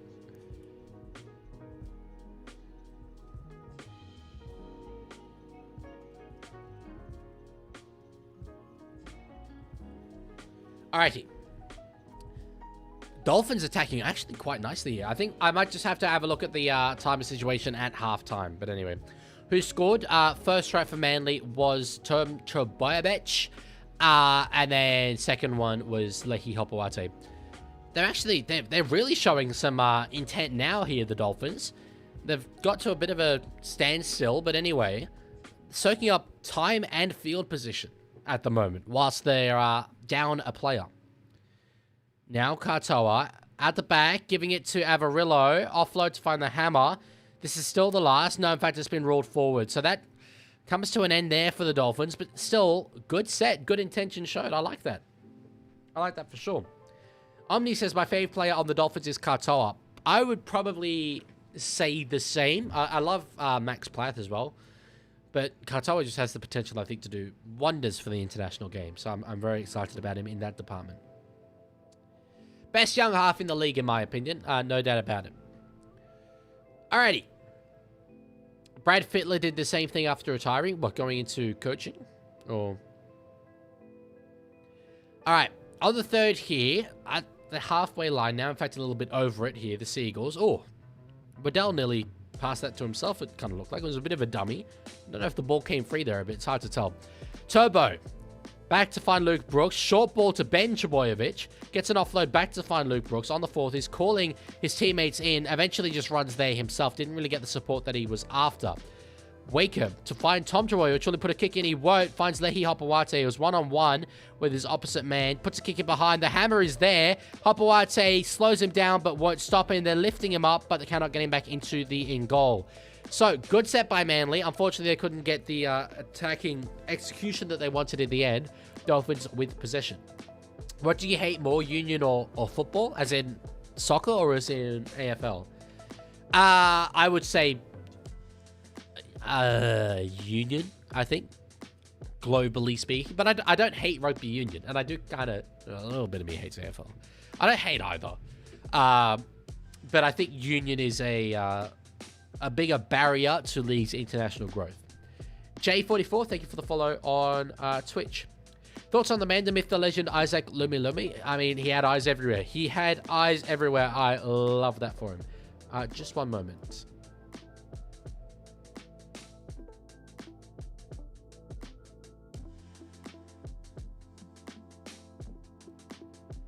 Alrighty.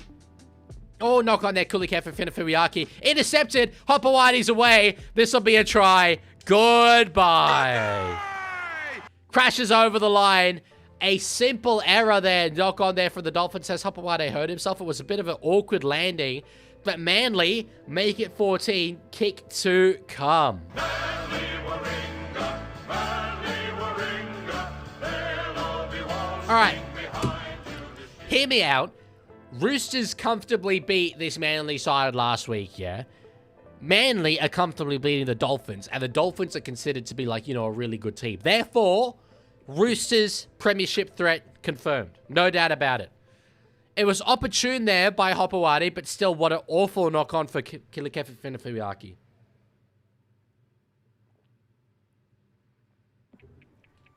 Lancaster says, Union is our direct rival, and it's done everything it can to destroy us. Soccer is just won everyone over in a different space. Well, they were talking about AFL as football, but yeah. Soccer I like. I don't get me wrong. I don't think it's a good sport. I think it's actually, when it comes to major sports worldwide, I think it is one of the least entertaining. It's incredibly boring to watch. You can't go from behind to ahead in one action. Inherently, that means there's less tension. It's slow. It's cumbersome. It's fun to play, and it's accessible, which makes it so, popular. But it's not a good elite level sport at all. But I follow it because the narratives around it are absolutely brilliant. Have we had try confirmed yet? I would give this as a try personally, because I don't think the ball came free. But anyway, are we gonna have a look? It was a very awkward put down. I don't know why he sort of went really early there. I'd give it a try. But if they do go to the bunker and review it, I think they're going to say there it's come free. With a roll. Try is confirmed. Common sense prevails, I think, there. Common sense prevails. Fogarty with a kick. Will he hit the post on this one? No, he will not. It becomes 16 points to 0. A convincing lead. I reckon next try scorer in this game wins it. Because I do think that the Dolphins are the much, much better side. And once they get one, I think the points will come. 16 is surmountable, but I don't think 22 is. I don't think it is. What about the Roosters versus Panthers game? We don't talk about the Roosters versus Panthers game. Do you know my friend? He is in Albania right now. Well, as someone who knows everyone in Albania, yes, I absolutely do. Absolutely. All right, kickoff from Les Fins. Oh, nice little dummy there from Clayton Falalo. Just takes it himself. It was a weird one. It didn't really... It could have gone about 20 more meters. Just sort of hung in the air there. Still 3 minutes left of the Knowles sin bin. So that can be 2 attacking possessions there for Manly. This lead is surmountable until Molo tries to kill a man. If that happens, yeah, certainly. Certainly.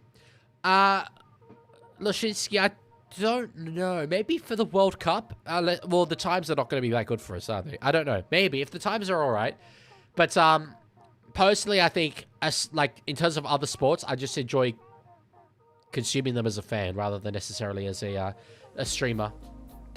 So probably not. All right, Cola. Maybe Socceroos games. Beautiful little stepping there. The center going through the middle of the park. Wakeham in a dummy half. Good set by Manly. Fogarty will put a little kick in behind. It's a grubber chased by Olakawatu. Cobbo's got it. He's trying to get out of the in goal. He will not be able to. There are claret jerseys everywhere. Beautiful work. Beautiful work. What about Canberra versus Raiders? They came back by 30. That was one of my favorite games ever, the time that Canberra took on the Raiders. Hell of a clash. Both sides were very, very evenly matched. I felt that they complemented each other in terms of their strengths and weaknesses very, very well. Entertaining to watch. Thoughts on LeBron? Iconic. One of the most iconic athletes to have ever lived. To rival Michael Jordan is pretty impressive. What's with Jake Turbo's headgear? I didn't really watch Manly last year. It's something that's new to this season. I don't know why it looks the way it does, though. I don't have the answer. So Combo's a little worse for wear. He's got... Oh, it's a bit of a figure in the eye from Jamal Fogarty. Unintentional, but he still hasn't fully recovered from it. Dolphins were losing 24-4 and 126-24. Was that against the Titans? I think I remember that game at Suncorp. Fogarty, short ball to find Hamale Olakawatu. This is a huge, huge set for the Dolphins to survive here. Wakeham for Fogarty at the back. Finding Waddell. Now Brooks. There's space there. Short ball for Benjamovic. Probably the option was to go out the back there, but anyway. He was there at the back sweeping the fullback. Oh, it goes around to play the ball. Close to the line. Won't quite get there, though. Hello, Rock. Good to see you. On the fourth. Wakeham now to find Waddell. Takes it himself. Just a little bit of a settler. So one more to go here in the set.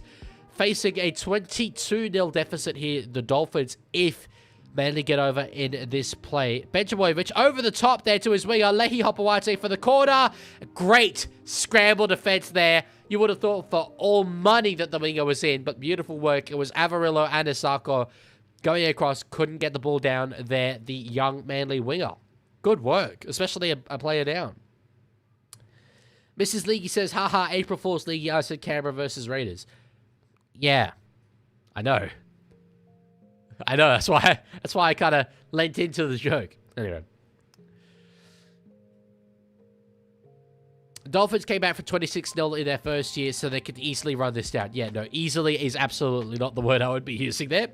That's some wishful thinking from you as a Manly hazer. But anyway. Jeez, one tackle of the opposition 20 there for the Dolphins. They kick on the third. Inside the 30. It's good for field position. And Knowles is now back on the field. So good work for them to survive that one. Thoughts on Dick Models? Not the biggest Dick Models fan. I prefer FCK. Clayton Falalo now. Up over the 30. He's not such a young winger. I think he's 25 or 26. Yes, he's 25, turning 26 this year. But I rate him. I do rate him. I'm unsubscribing from you because you stream the worst sport on earth. Rugby League is the worst sport on earth. That's the only sport I stream. Who are you going for? Finns, I would say, but only because I predicted Manly for the spoon, and so I kind of want that to come true. So, Mr. League, are you make a think that's a Rooster team is make a final on this year's? I think that we should make a grand final this year. I don't think we will make the grand final this year. But anyway. Oh, that's knocked on there by the hammer, but then also by Manly. Should be Manly ball, I think. Manly with a whole fresh set on the Finns line here. Damn. They've identified the side of the field where all the errors are coming from here. Good work from Fogarty. Are you a professional Manly hater? No, not me. I actually quite like Manly. Also, did you see the Wires are getting Warbrick? Yes. Very good winger on his day. I think that's a great signing. Bringing in a Kiwi home, obviously. I love that for them. Getting a player out of the Melbourne Storm as well. To be able to attract talent like that. Very impressive. Very impressive.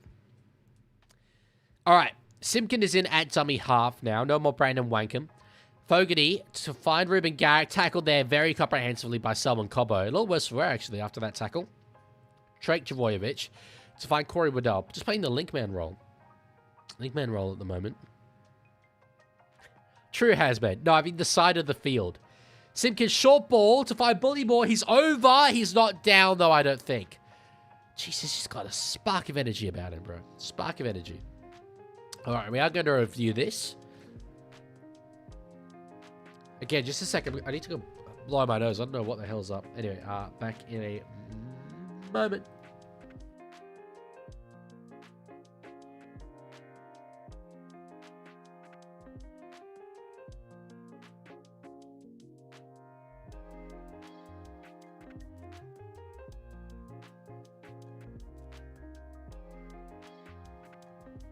I think he's knocked it on, has he? I think Ethan Bullymore, the finance bro, as Tiger Walker says, has potentially knocked it on there.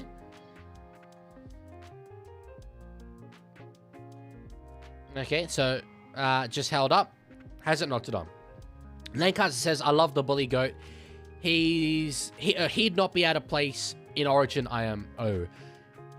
He's the kind of guy who would absolutely do a brilliant job for Queensland, and yet if he was a New South Welshman and we picked him, I feel that it wouldn't work out and our media would... Oh! Let me finish this thought. Our media would be absolutely tearing into the decision. That was one of the all-time brilliant lines run.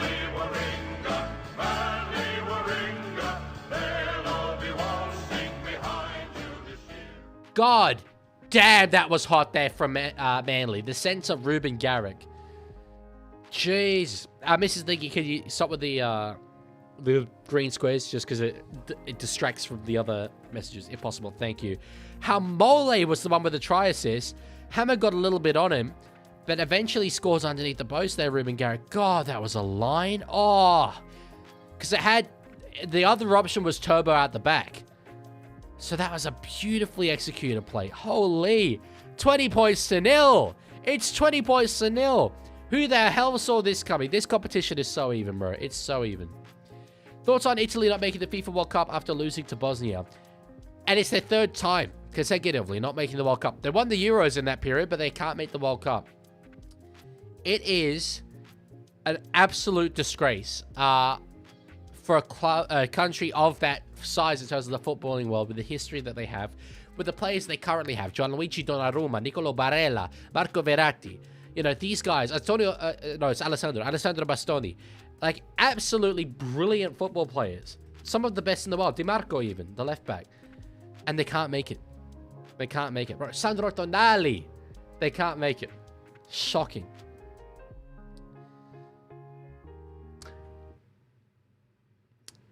Fiends, I don't watch Made at First Sight, so I don't know, unfortunately. Who's the best player for Manly? Today, I think despite a few errors, I think Hamole Alakwachu's been very involved in a lot of very good stuff. But Turbo's been good as well. Turbo's been very good. As a Turkish Australian, I call the opening game for us the HSP Derby. You know what's funny? I read that, and I read the Hello Sport podcast Derby. And obviously Halal Snack Pack. I love that. I'll have a snack pack for that game in celebration. Francesco Bernoli could work for them at this point. Probably could. Probably could. Underrated attacking midfielder. Alex Hall should play for Lebanon's soccer team and qualify them for their first World Cup. He would. He'd be able to do it. He'd be able to do it for sure. It's just that good. Benjabovic now draws a penalty this first half.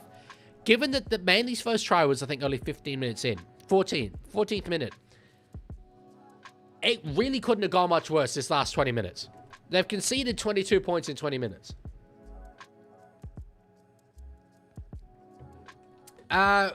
Super Sigma, the reason why I'm not showing the game is the law.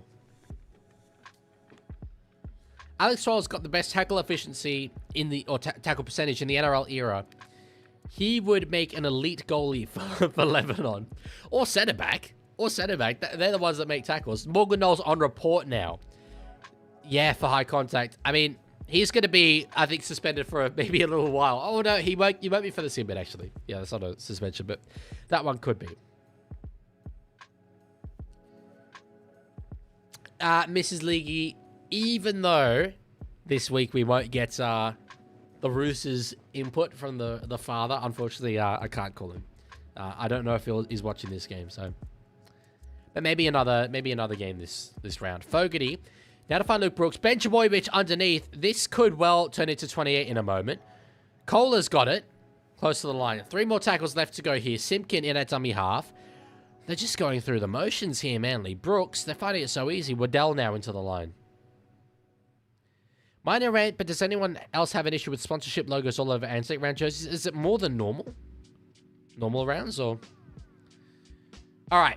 Simpkin in at dummy half. 1 more to go here in this set. It was a slow play the ball, unfortunately. Fogarty now will put a kick behind. Chasing is Luke Brooks. Brooks is there. Brooks has scored.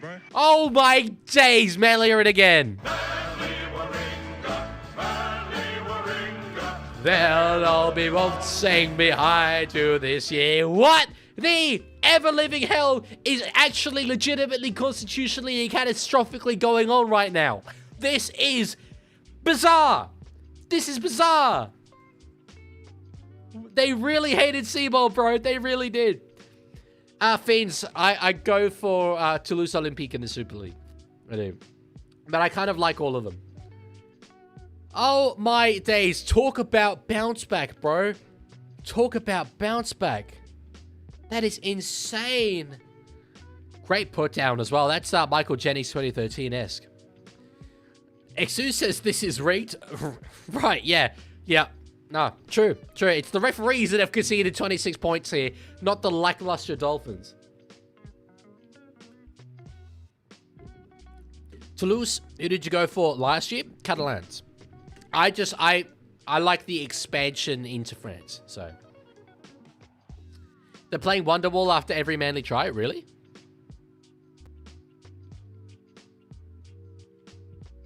Exus, okay. So you've said a fair bit about the referees here as Manly kick the goal. Can you please be specific? Because that would then tell me whether you actually have specific issues with decisions that are being made, or whether you're just bitching and moaning and blaming someone because your own team is delivering a fundamentally trash performance right now. So be specific. Either let's get into a constructive discussion about it, or don't bring your ref bashing stuff to my stream. Don't lie, you went for Catalans because of Kiri. Oh, I mean, that definitely helped. But before that, it was Mitchell Pearce. Before that, it was James Maloney. Was it Maloney? I think Maloney played for them. I've been I think I've been to 2 Catalan Dragons home games. First of which was like 2013-ish.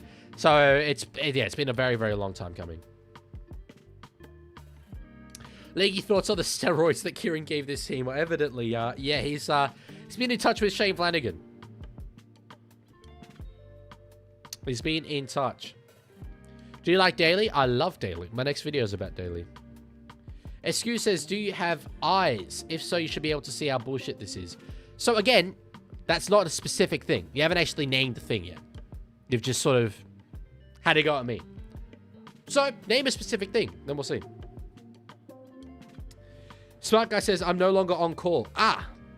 Oh, another penalty here for Manly. I mean, the last one was objectively high contact. Yeah, Smart Guy, if you've sent me a message on Discord lately, I haven't actually been able to see it. Haven't checked it.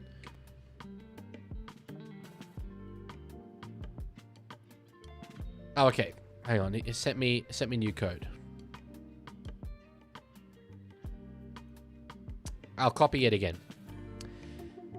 Yeah, Smart Guy, the error, it pops up for literally like a fraction of a second, so it's too hard for me to see, but it says something about like selenium doesn't exist or something like that. It's sort of hard for me to read.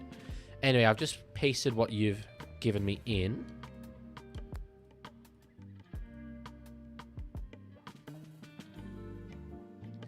I wonder, I did recently set up a fair bit of coding stuff. I'm only going to take the 2 here on my laptop. Yeah, I wonder if I've done something here. I set up, because I was building an app with Claude using something called Expo, and I can see the Expo's in your code there. I wonder if I've done something to kind of stuff it up. Because it's still not working. Fogarty for 55 out. No, he's missed. He's missed. So we're going to have one more play here for the Dolphins. We'll just take the tackle. Who the hell saw that first half coming, bro? Who the hell saw that first half coming? 28-0. 28-0. That is incredible. Excuse says every ref call's been BS. All right. So, yeah, you've completely failed to be specific. This is pathetic. It's making me want to quit watching rugby league. Any more of that, bro, we're going to time you out. Sorry, we're not having ref bashing here. I've given you multiple opportunities to actually give me an example of what you're annoyed about so we can talk about it. Evidently, you are just projecting your team's own terribleness in this game onto the referee. I think it's an absolutely terrible thing that you're doing that. I think it's a massive issue in our game.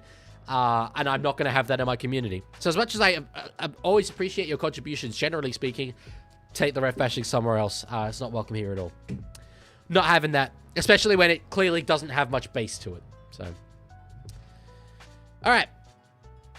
Finn says, describe your perfect Roosters game in 2026. Scoreline, player stats, etc. Sydney Roosters 80, South Sydney Rabbitohs 0. Tries will go with 10 tries for Daniel Tupou. Conversions, 10 out of 10 by Sam Walker. Bang. That makes 80. Donut just says, the Hekani Tukenu here. Yes, I remember that. I remember that surname. Fair enough, Chico. Well, actually, it's not fair enough, because I didn't ref bash anywhere near to that level, so no. In fact, I didn't ref bash at all. It wasn't ref bashing. So no. But I understand what you're saying. Satire. Mrs. Leaguie says, I'm willing to bet the guy ref bashing is the Raging Mohawk. I don't think he is. Exus is like a regular contributor and generally is good, but yeah, not having the stuff that they're saying today.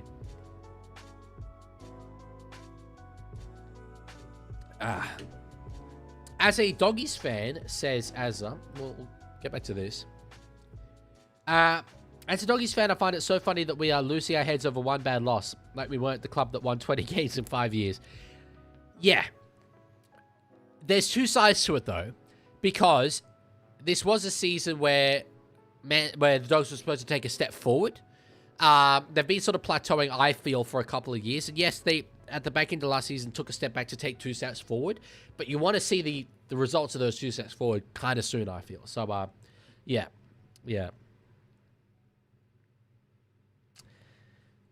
All right. Did AFL swear so Sam Walker could kick 10 out of 10 goals in a 60-0 win and still get 53 Supercoach points? Very true. Very true. What do you think the score's going to be? Well, I don't think it was going to be this. I think probably Dolphins will come back a bit in the second half, but not enough. Maybe, let's call it 38-16. Fortnite says, bro falls for the rage bait. Not rage bait. What Susan's saying? That's not really true. I fear he actually means that. But he's been timed out now. Sorry, dude. His latest message was, let's quote this actually. You know what? I'm actually going to untime him out because I want to have a bit of fun with this. I want to have a bit of fun with this during our time. I don't have to give an example. Classic tool that people who absolutely don't know what they're talking about use.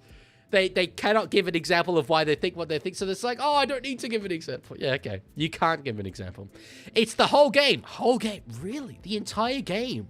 The entire game was rigged. You're just as pathetic as the rest if you can't see that. Lol. What should I expect from a New South Wales person? So you've said the entire game is rigged. Every decision is wrong. I'm not going to tell you which decisions, not even one. I can't even name one decision that was wrong. And you're pathetic for not seeing it. 10 out of 10. No notes. Can't dispute that. Absolutely brilliant argument. Love that from you. Love that from you. Oh, that's beautiful. That is beautiful. I wish every ref basher was like you. I really do. Because it would make it so much easier to combat it as a culture. Look, I assume you're a Dolphins fan. I'm very, very sorry that your team has completely failed in that first half. I wanted them to win this game. But yeah, projecting it onto an incredibly abused group of people like referees, I'm sorry that you feel the need to do that because it's a really terrible thing to do. Yes, okay, yes, I will have a look at that. As it says, a quote, I love the South Sydney Rabbitohs, translating to, you know what, I'm actually not going to read that out because if I read that out, that is 100% getting clipped. Absolutely zero doubt about it. Completely getting clipped.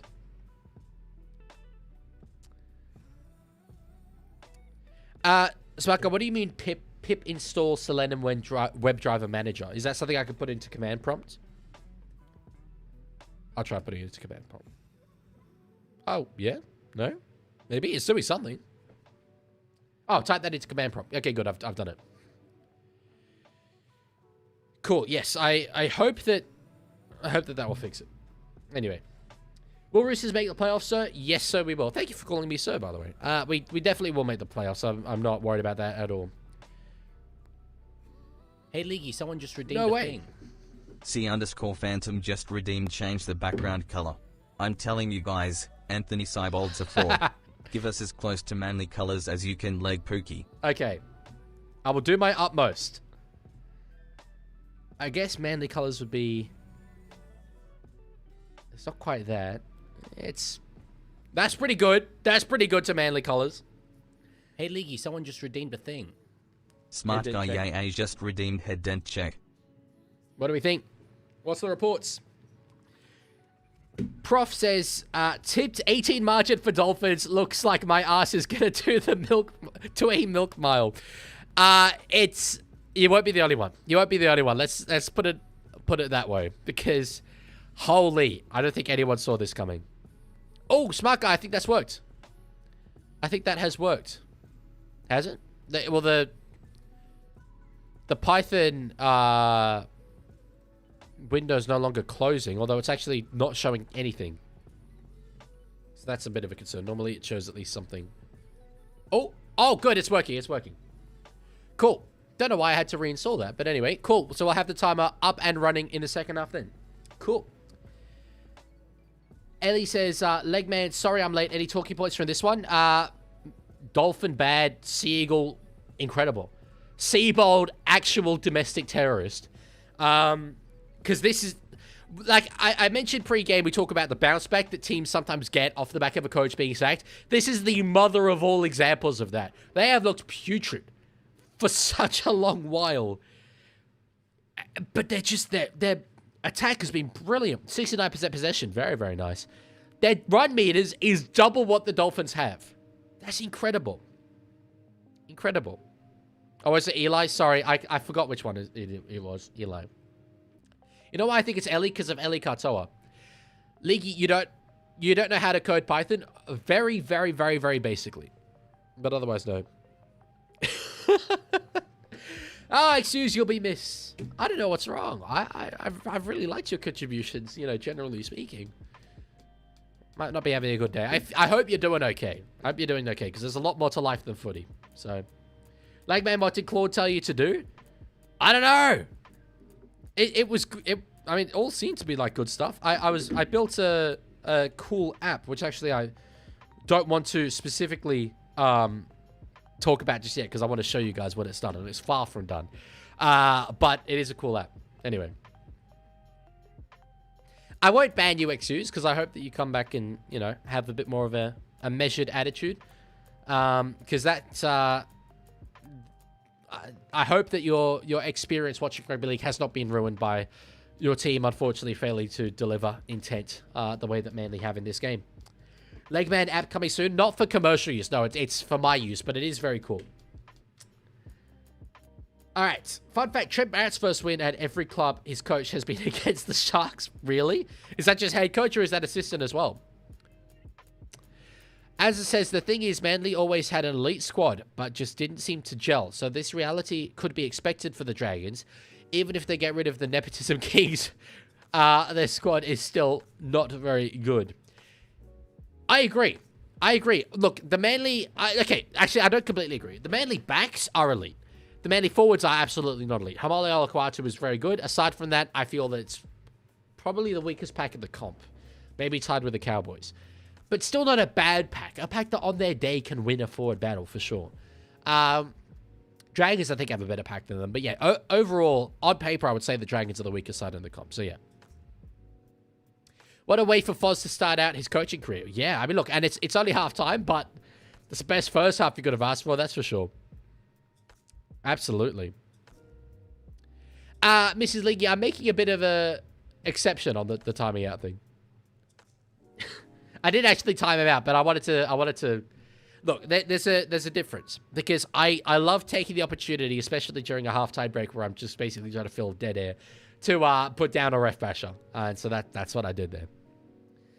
The AFL has said bitching and bullshit, but avoided reading the S word in this instance. Well, not in that instance. I said it before, though. But that's... bitching, I don't think, is that bad. Bitching's not a swear word. The swear words that... like, I think bullshit is distinct. It's just a philosophical debate. I think bullshit is distinct from saying the S word on its own. I think you can describe something as bad or terrible or whatever without describing it as the S word. However... bullshit actually, that has a tangible meaning, a cultural meaning, a societal significance, if you will. So yeah. Thoughts on the AFL League? I don't really like it very much. I'm going to end the poll here before it skews back the other way, but I do want to just highlight the fact that 68% of us thought that the Finns were going to win. It would actually be a lot more, because at pre-game it was like 20% Sea Eagles. 19, I think it was, in fact. Yeah, it was 79%. So a bunch of people have come in and voted Sea Eagles, which makes sense, you know, looking at the scoreline. But pre-game, it was 79, I think, to 21 or something. Smart Guy says, Leaky, are you going to block me because I have AFL-related content as my status? No. I do not mind that completely. As wrong as you are, I don't mind that completely. Can we get a merge stream between the Leaguie and the Hello Sport Boys? Well, I'd never interacted with them until a few weeks ago. They commented on one of my reels, and I was like, oh my god, they know who I am. They know who I am. That's so cool. So maybe at some point in the future. I know they've got Ella Casbar on today. Hopefully I can be involved with something like that. Would be nice. Where are the Sunnies? No one's redeemed for me to get the Sunnies on yet. Did I say as wrong as I am? I meant as wrong as you are. Steve Handem says, I'm a fan of the Gold Coast Titans. Translation, I'm a victim of human rights abusers. Yes. Hey, Leaguie, someone just redeemed All my days. Silas Kinski just redeemed Speed Dealer Sunnies. Speed Dealer Sunnies it is. Hello, exposing the League. Long time no see. Devante, thank you for the follow on Twitch. Much appreciated. Leaguey, can you bring back Leaguey games this month or year, man? Oh, definitely this year. Probably, though, either... So, in Origin, I'm going to make a kind of judgment call. When we have the rounds that are like 4 games, I will obviously have a little bit more time. So, potentially do a little bit at that point. But generally, it will be an off-season thing. In the off-season, for sure, I will be streaming games probably 3 times a week. Ellie, Roosters have a bye this week. We have a bye this week. Leaguie Cast will not come back, though. It doesn't have a reason to exist. Leaguie, say something clip-worthy right now.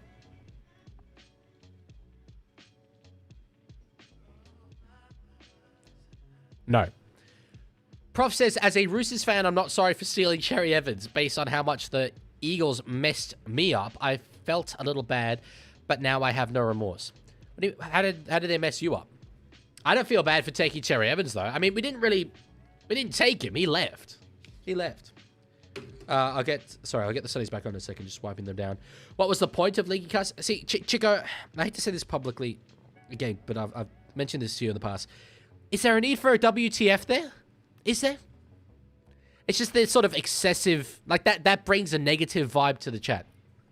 And I know you're trying to improve, and you have improved in that sense, but no need to say WTF was Leaguie Cast. Was the point of Leaguie Cast, sorry. The point of it was for me to make quicker, lower quality videos that I wouldn't really edit as much, so it would take me less time to make. Someone just redeemed and then let me comment on more just things. redeemed timeout self. Okay. But then I ended up, I guess I'm a bit of a perfectionist, so I wasn't really able to resist doing a bit of editing and making the content good. And then eventually it just became, basically they were like main channel videos essentially, but for a smaller audience. They're playing the Hey Jude, the Beatles. That's weird. I love that song though. Nah, nah, nah, nah, nah, nah, nah. Na na na na, Hey Jude. Just got an ad of that performative South fan that's an industry player by a bunch of direct edits. Fill me with sadness. And they're trying to do Dwayne Bennett again.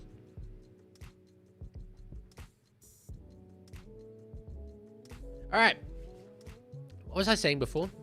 Oh yeah, no, Leaguie Cast. Yeah, I finished that thought. Basically, it wasn't worth me putting in the saving a little bit of time making the video, but not getting as many views. The Beatles was a psyop. Oh, let's get into this discussion. This I'm here for. As an absolute Beatles tragic. Switching back to green, by the way. We've had our time with the Sea Eagles colored background. I gave it a bit extra as well. All right. Leaguie vibing to Hey Jude gives Dutch Brownie vibes. It really does. No, I've said this to people before. One of the main reasons why I've never needed drugs in my life is that I've got Sgt. Pepper's Lonely Hearts Club Band by the Beatles. Which, if it's sufficiently late at night and you're sufficiently about to fall asleep, and you fall asleep listening to that, it is an absolutely ethereal experience. So I haven't needed drugs to transcend, space and time. Turbo is down here. Not too bad. Not, as bad as it can normally get when Turbo is down, but he is down. He is down. Will Manly sell in the second half? I actually think Dolphins will come a bit back into it, but no, I don't think it'll be to the extent that it becomes a competitive game again, put it that way. Leaguie, why did I just switch to Twitch and see you dancing? Because at KO Stadium Redcliffe, they're playing the Beatles. On report there, Connolly Lemuelu, so it will be a penalty for Manly. They started the second half as the first half ended. Thoughts on Matty John's singing ability? It's not outstanding. However, he freestyled a bit on the Matty John show last time out, and I thought it was absolutely brilliant. Just imagine the Coles ad of Down, Down, Turbo is down. That is incredible. That would go very, very hard. You ever listen to album Country Grammar by Nelly? If you haven't, please do. Nelly. That's a name I know. Oh, American rapper. I'm not really a rap guy. Was he kind of 90s? Yeah, 1993. I just don't... I need more music.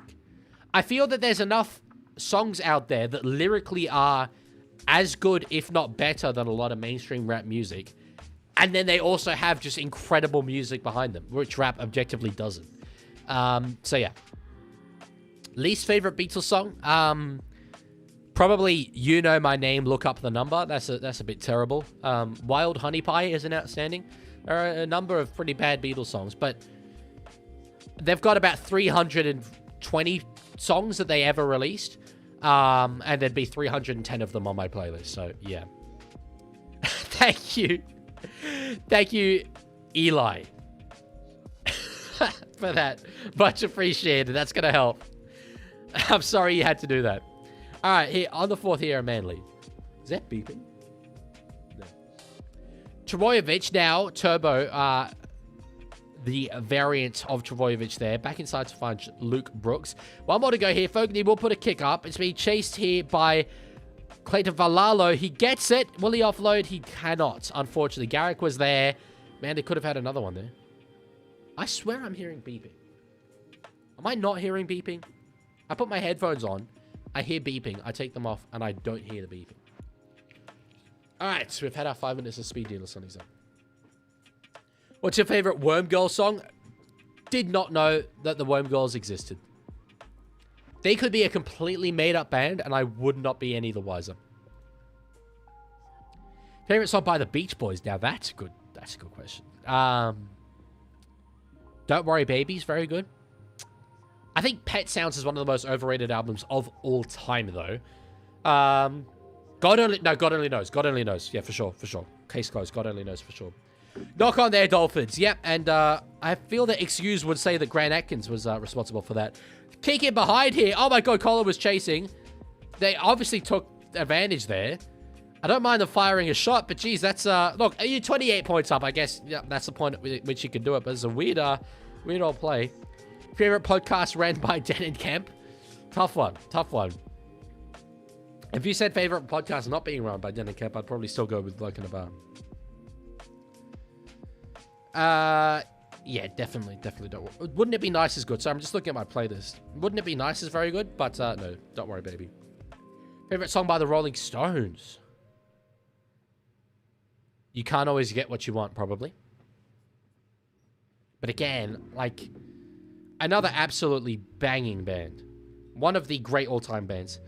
If the Beatles ever existed, the Stones would be regarded as way better than they are at the moment. Nicarima now. Offload back to find Tommy Flegler. So they're about 24 meters out there. I'm looking through our playlist, sorry, of Rolling Stones songs now. As Tears Go By is brilliant, though. But I'd go with You Can't Always Get What You Want. Kick from Katoa over the top. Underneath it is Cobbo. He knocks it on. I think I'm going to rule knock on Fiends there. Yes, and they agree. Is the Asako to the Storm good? It's very good. For everyone involved. For sure. Favorite Flanagan in the NRL? Player or coach? That kick was big, Sam Walker energy. Yes, it was. Yes, it was. But as I say, you're 28 points up. You can do it. So.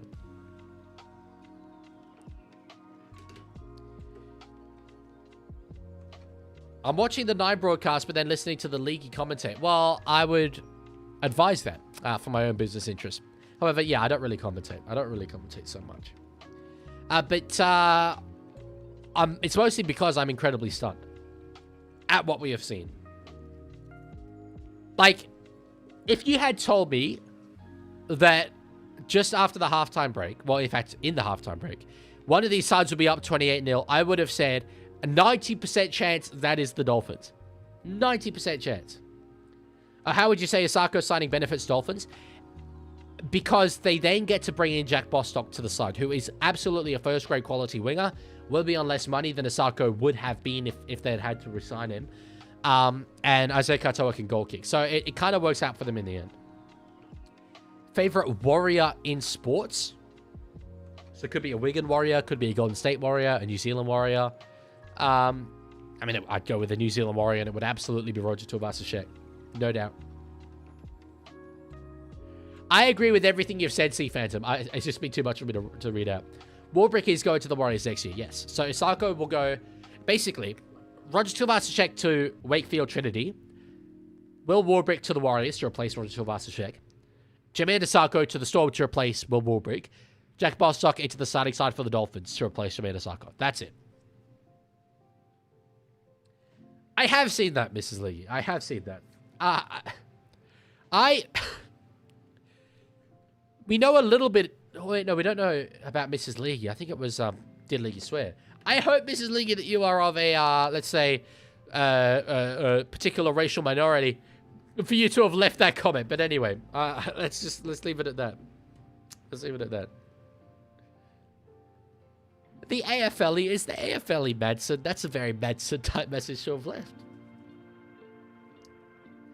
Last week, I had Jenkins, Osaka, Warbrick, Brian Kelly, and Su'a for my back five. Was this Supercoach? Oh, yeah.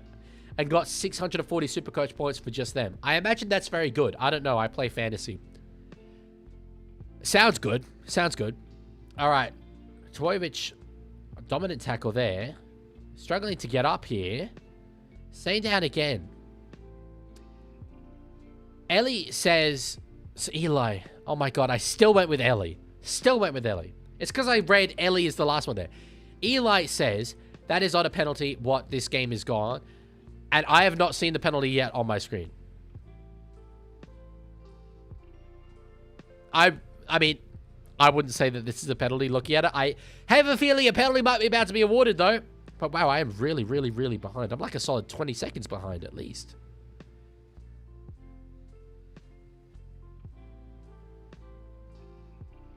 Is that the Manly board?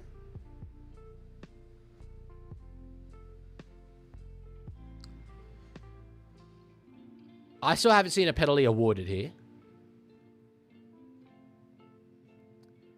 AFL, he says, I love the GWS ones too. I liked that joke. I like that joke. So Tom's going to have to come from the field. I wonder if it's a HIA or if he's being interchanged. 28-0. Put the Ferrari in the garage. I don't mind that. Josh Folletti comes onto the field. Well, it is a HIA. He hit the ground pretty hard. Will make his debut here for Manly, I'm pretty sure.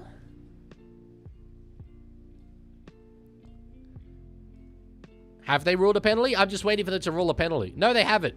Okay, so I was just absolutely baited there. Absolutely baited. Catch there by Ruben Garrick is still the last. Gets a nice offload away to find Fogarty. Out the back to find Clayton Falalo. There's a bit of space ahead of him. Kicks it, regathers it. There's space now in front of the winger. Will just take a tackle there. It looked really good for a split second there. Former Tiger Josh Fellerty. Yes, sir. I've always thought he's a weird looking fella, Josh Fellerty, but it's 100% because of the haircut. It is one of the most powerful mows I think I've ever seen. So, unreal work from him.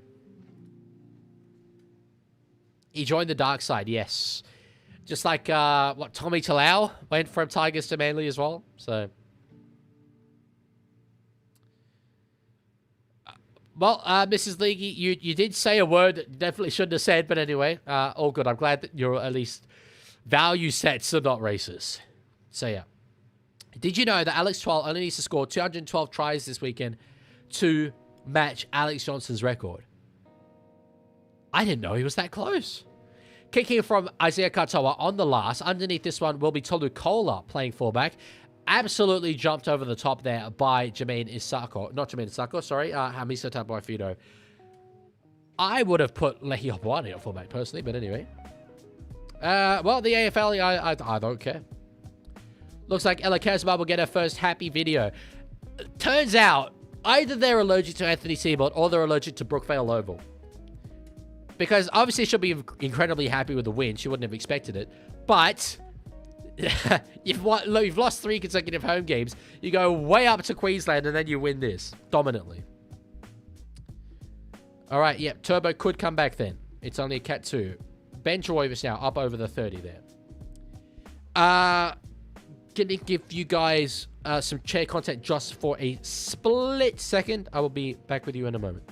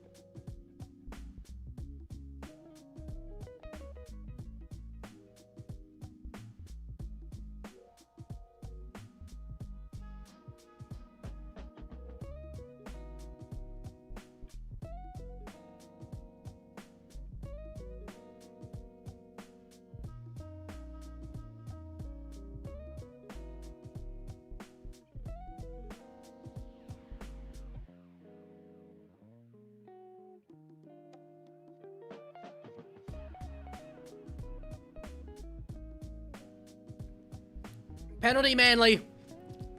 I come back and straight away penalty Manly. So I've got a whole chicken coated in garlic, lemon, and thyme, I think. Slow cooking right now. And boy, oh boy, it smells good. But I had to go and, because I cooked it from frozen, so I had to go and split it up. Hey, Leaguie, Nicodemo just got penalized for throwing Olakwatu's boot off the field. That's what it was for? That is so funny. Are they going to take the 2? Woke nonsense, bro. Actually, you know what? This is not woke nonsense. This would be absolute Brexit to take the 2 here. I appreciate that. Damn.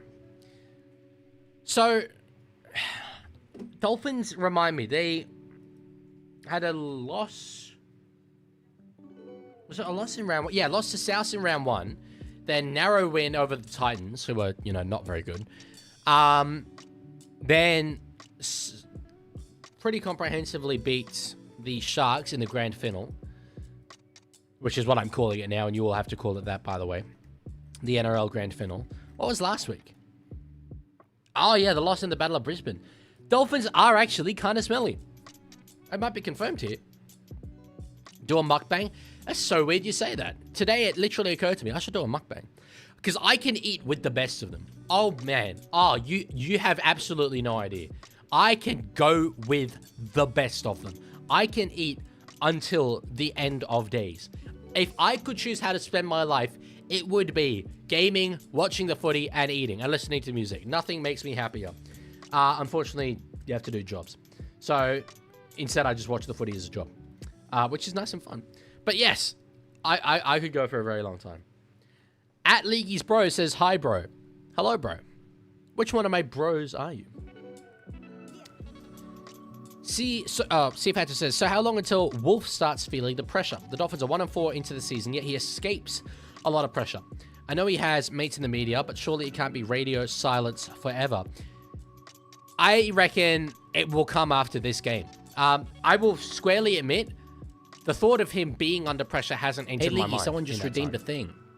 Panther fan 1999 just redeemed changed the background color. I'm blue dabba dabba die.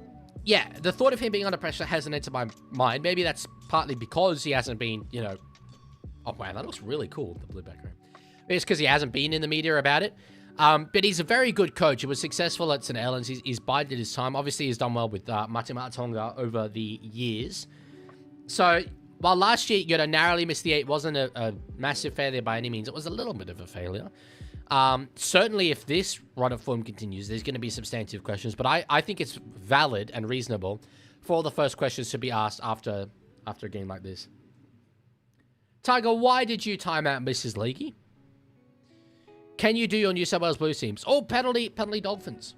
That's a rare one. It's a very rare one. The stats show penalties conceded was 8-0 to that point. Wallahi. Oh, my days. Oh, my stars. 2 ruck infringements each, though. Jesus. My Blues team. Tedesco, To'o, Crichton, Mitchell, Trebojevic, Moses, Cleary, Haas, Brayley, May, Young, Martin, Murray, Watson, Yo, Olakawatu, am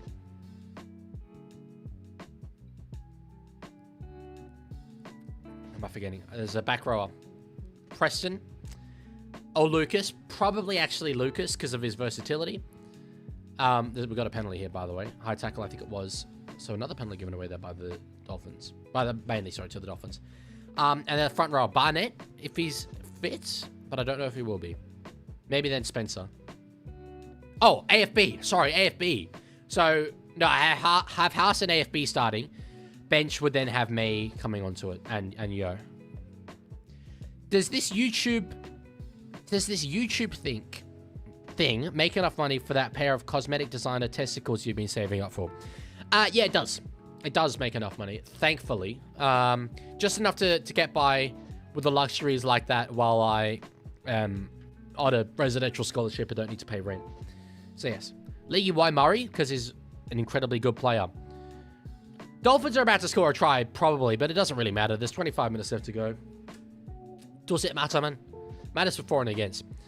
Oh, geez, slips catch there by Morgan Knowles. Not good to see an Englishman doing that, but anyway. Now Isaiah Katoa. Short ball. Lemuelu knocks it on. Jeez, the execution has been awful. I wonder if Grant Atkins here is going to review this. No, he won't. Play on. Wowzers, that was a diabolical question, but the New South Wales Blues team. Why no Markey? I don't think he's consistent enough. I don't think he's earned that spot, really. If he had been able to be more consistent at the start this year, then sure. And there's still a lot of time before Origin selection. But I think Turbo's been particularly good. He's done it on the wing in Origin before. I'd be putting him there. So, Madsen says, our taxpayer dollars fund your lifestyle. In a part, yes, that's true. That's why I love this country. But no, the scholarship I'm on is not a taxpayer funded scholarship. So no.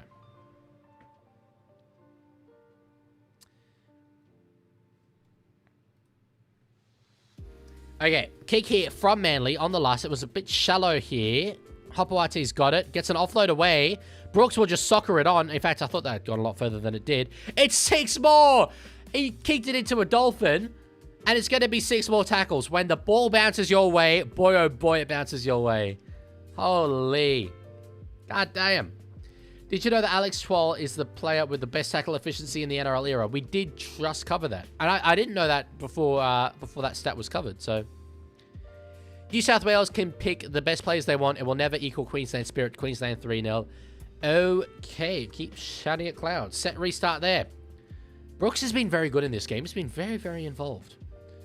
Thoughts on the Shaq TV junkie? He's not a junkie. He sometimes plays a junkie. He's a very nice guy. I've met him several times in real life.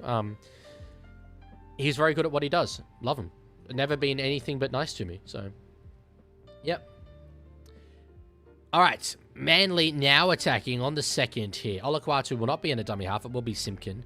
On the third, Fogarty plays it. Short ball for Olakwatu. Easy over. Manly in again. Manly Warringah, Manly Warringah. They'll all be waltzing behind you this year. I'm sorry, I cannot resist it. That is such a good team song. Such a good team song. I need to investigate what Tiger Walker is doing here. Oh, it's a valid timeout, trust me. For calling Alex Twal a Suki Wawa. No, that's deserved. That's deserved. Absolutely deserved. Deserved timeout. 3 more converted tries and Dolphins get faded. Oh my god, could you imagine if Manly faded them? Jesus. New South Wales' last evidence of passion was absolutely not 21 years ago. New South Wales' last evidence of passion is Brian Toto, Stephen Crichton, and Jerome Luai in any Origin game that they have ever played, being absolutely up and about for it. Here's what I will admit. As a New South Welshman, I absolutely feel that Queenslanders care more about Origin than New South Welshmen do. I believe in that. Does not mean we're not passionate. Does not mean we don't have a spirit as a state about wider with rugby league. But it's a symptom of Queensland having so much less going for them socioeconomically. The fact that we have Sydney and they have to settle for having Brisbane. It's the fact that they will always be the little brother. That for them, beating the big brother is worth something. And inherently it is because we are the far better state in basically every department. Kick there from Fogarty. It becomes 36 points to 0. So that's why this Queensland spirit exists. Not that I care about it whatsoever. I want to win Origin. And I feel incredibly passionate about winning Origin. So Turbo has passed his HIA. So I don't think I would bring him back in. In fact, yes. I mean, he's on the exercise bike. I wouldn't bring Turbo back into the game at this point. But it's good he can play on next week.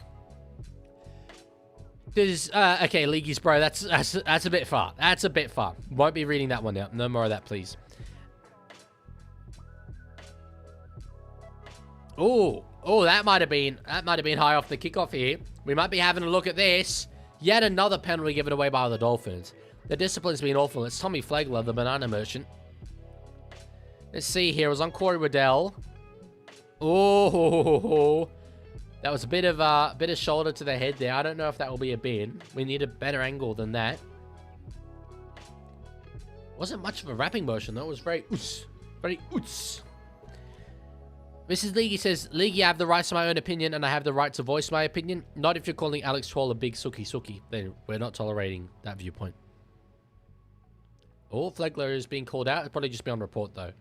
No more. Knowles up the field. Penalty sufficient. Smart Guy says, doesn't Jamal Fogarty play for the Raiders? Am I that out of the loop? Yes, you are. He moved to Manly after DCE announced he was leaving. The Raider 7 is Ethan Sanders. New South Wales got smacked 8 in a row and never said Origin was dead. Queensland did after 3. But that's the thing about the big brother and the little brother, right? If we had 8 series in a row, 8 years in a row, where big brother beats little brother, that would be boring.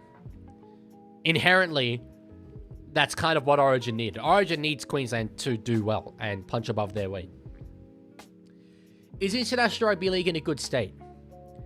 It's a really complicated question. It's in a better state than it has ever been. At the top level, it is certainly in a very, very good state. Underneath, a lot more can be done. So I would say it's in a satisfactory state, and I hope that we continue to build from this point. So yeah.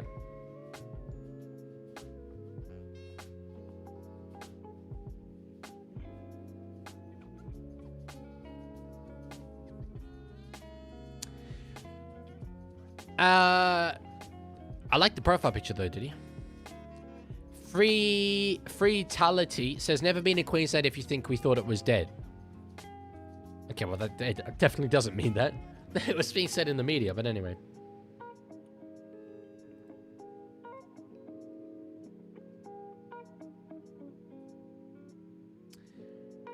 Did AFL swear says the Kieran forwards are 14 points away from ending this season.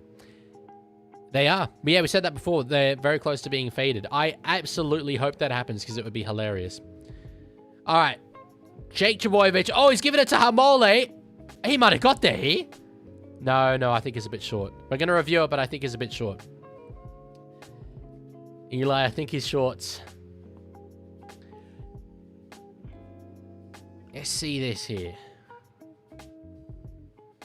I hope it's not a double movement. I've obviously accepted the fact that Dolphins are not going to win this game. And I just want Manly to win by as much as humanly possible. Yeah, he didn't get over. Zidane says, sorry, Queensland's a better state, mate. Typical New South Wales Suki Wawa. Ah, no, it kind of feels like you're having a little bit of a suck by maintaining Queensland's a better state. No. You take the compliment, because I've made a massive concession that a lot of New South Welshmen wouldn't, that Origin does mean more to you guys. I've said that, for sure. But it is because you cannot deny the socioeconomic stats and the fact that New South Wales is objectively the big brother. All right. Anyway. So, Simpkin in at dummy half, giving it now to Brooks. Short ball. Oh, Benchaboyevich back inside. Kohler's there. Tolu, that was beautiful. The little pocket rocket makes it 40. Manly Warringah, they'll all be waltzing behind you this year. Holy, I mean, look, as we've established, although I'm not sponsored by them, I'm more of a Pepsi Max enthusiast, but every now and then you feel like a little bit of Coca-Cola, and that was a moment there. Luke Brooks to Benchaboyevich, they've done that on the training paddock, and normally it would have been Tom Trbojevic coming back through the middle, but Kohler with the physicality to get there has been beautiful. Whoa, AFL, unfortunately, I'm going to have to time you out for that. Not because of the opinion, but because of the spam. Sorry. Why does the World Cup have 10 teams? Because it was more profitable to make it with 10 teams. And also people kind of complained about blowout scorelines, which will happen anyway, even with 10 teams. So, yeah.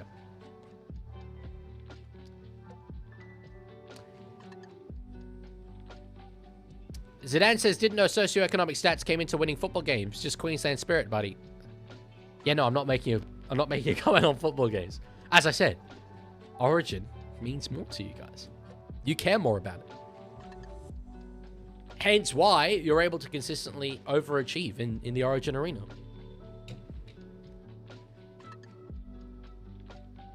That's the, it's Fogarty misses. That's the end of the footy discussion. I'm just saying why you feel that way about the footy.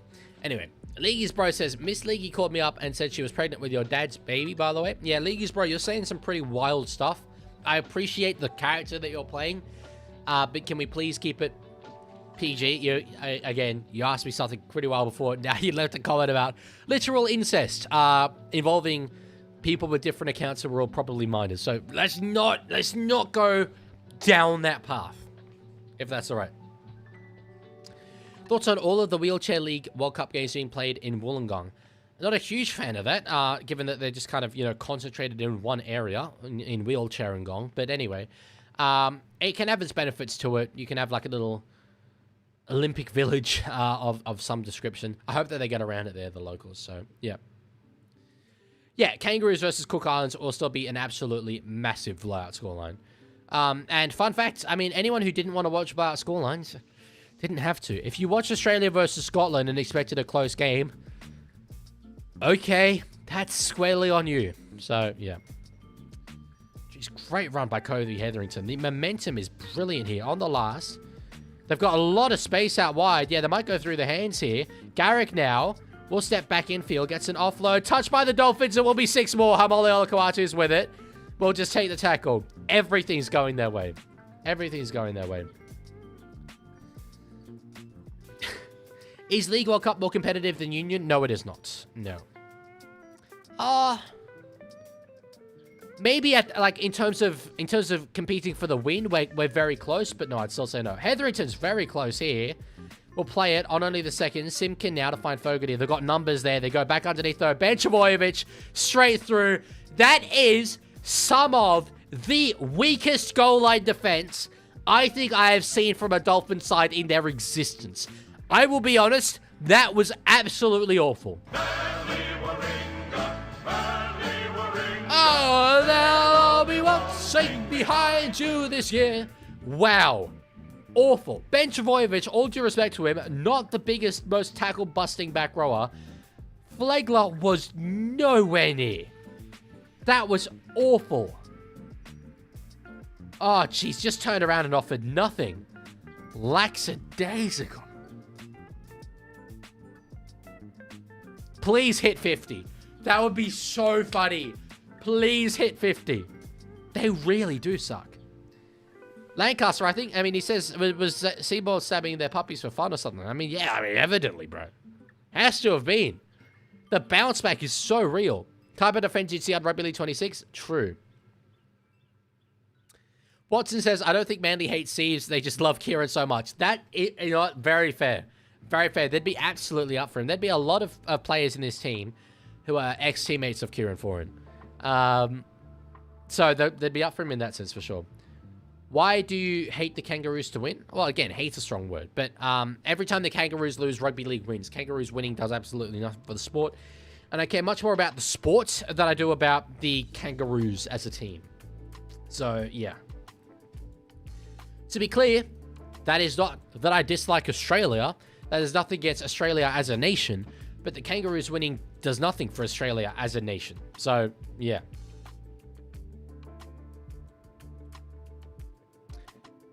As says, I tipped Dolphins to make top 4 this season. I'm so finished.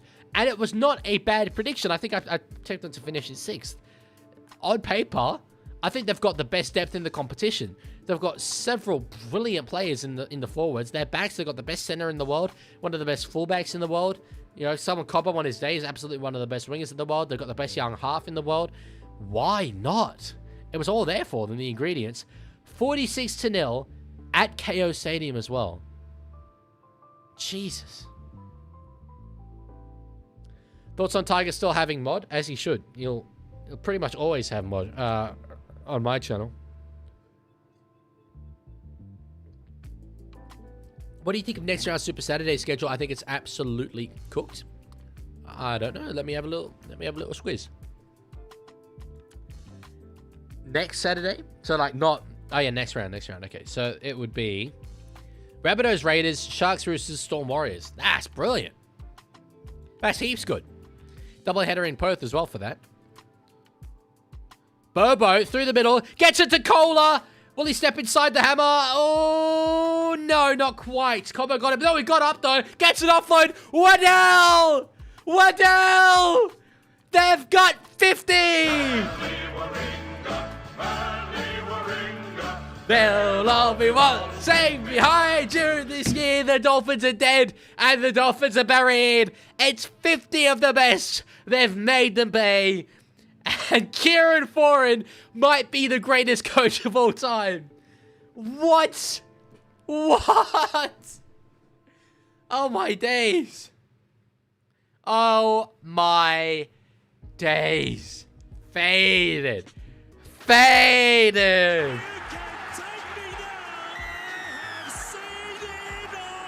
Oh my days. What the hell is this game? This game is fundamentally stupid. How? How have they done this?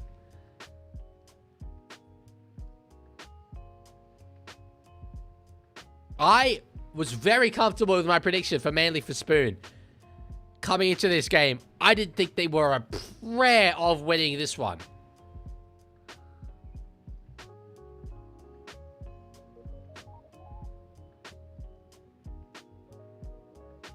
I'm listening to the stat by Andrew Voss here.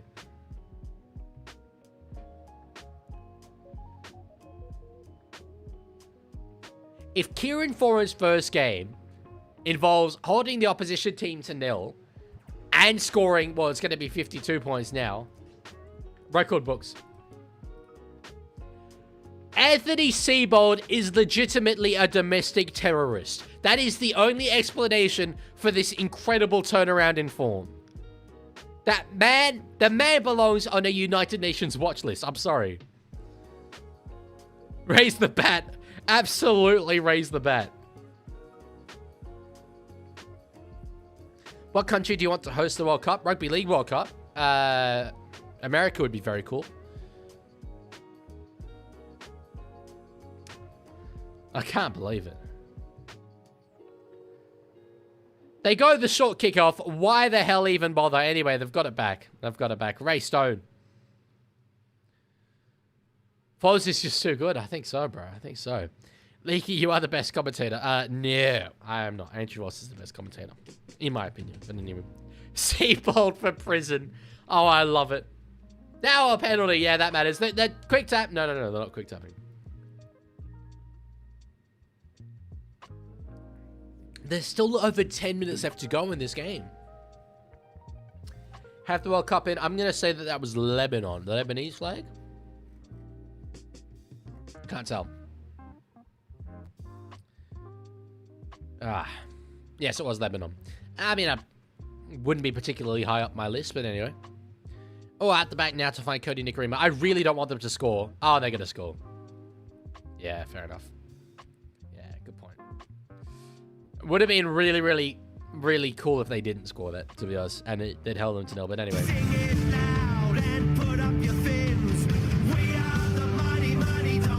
Yeah, not too bloody mighty today, though, are you? Respectfully. All due respect, it's been kind of diabolical. Dolphins fans have something to be happy about, and I bet excuse from earlier, if you were here for the start of the stream, or even halftime, actually, will tell you that that is the one legitimate try in this game that wasn't rigged. Not exactly safe playing the World Cup in Lebanon, though same can be said for USA to an extent. Sure, yeah, no, it's just the economic appeal of USA. And, you know, compared to the vast majority of countries in the world, USA is safe. Isako is 1 from 1. He's 1 from 1. You know what? They've won the conversion percentage. Dolphins? That's what matters to them. Rhyming fins with dolphins in the song is diabolical. Well, what else, to be fair, rhymes with dolphins? Jermaine Asako just saved his record of scoring in every Dolphins first grade game ever. That's a really good point. I remember seeing that stat and thinking, oh, so they've never been held to nil before. I guess that will continue now.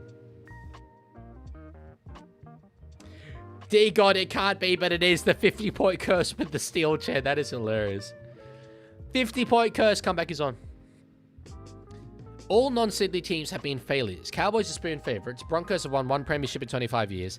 The Dolphins are doing this. The tits are the tits. Might want to familiarise yourself with a Melbourne Storm, perchance. A little bit tougher to make the argument in that department. But anyway, little bit tougher. A little bit tougher.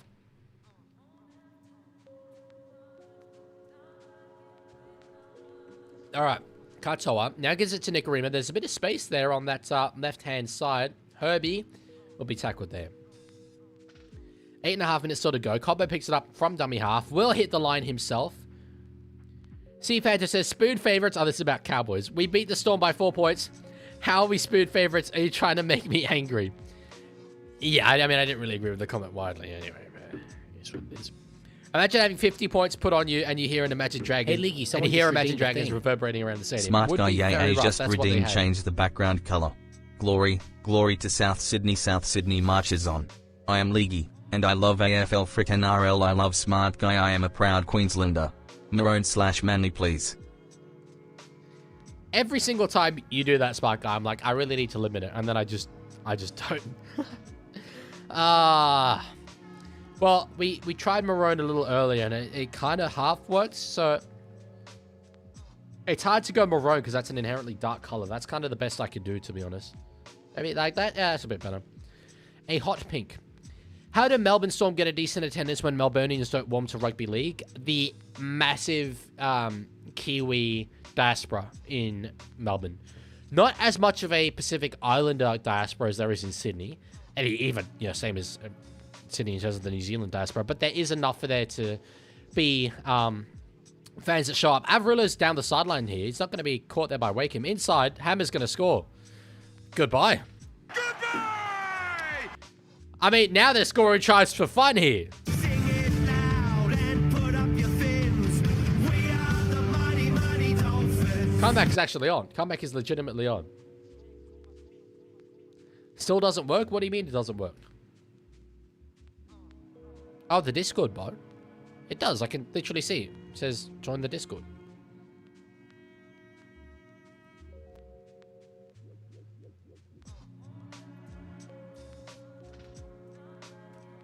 Smart guy, it's literally there. I can actually legitimately see Nightbot saying, join the Discord. Oh, I know why it doesn't work for you. You know what? If you did that yesterday, that would have been a brilliant April Fool's joke. C Phantom says there's an even bigger Kiwi diaspora in southeast Queensland. The Warriors have more fans than the Titans at Gold Coast home games. Also true. Also very true. But yeah, and then obviously there are some Melburnians that like rugby league. I've been to...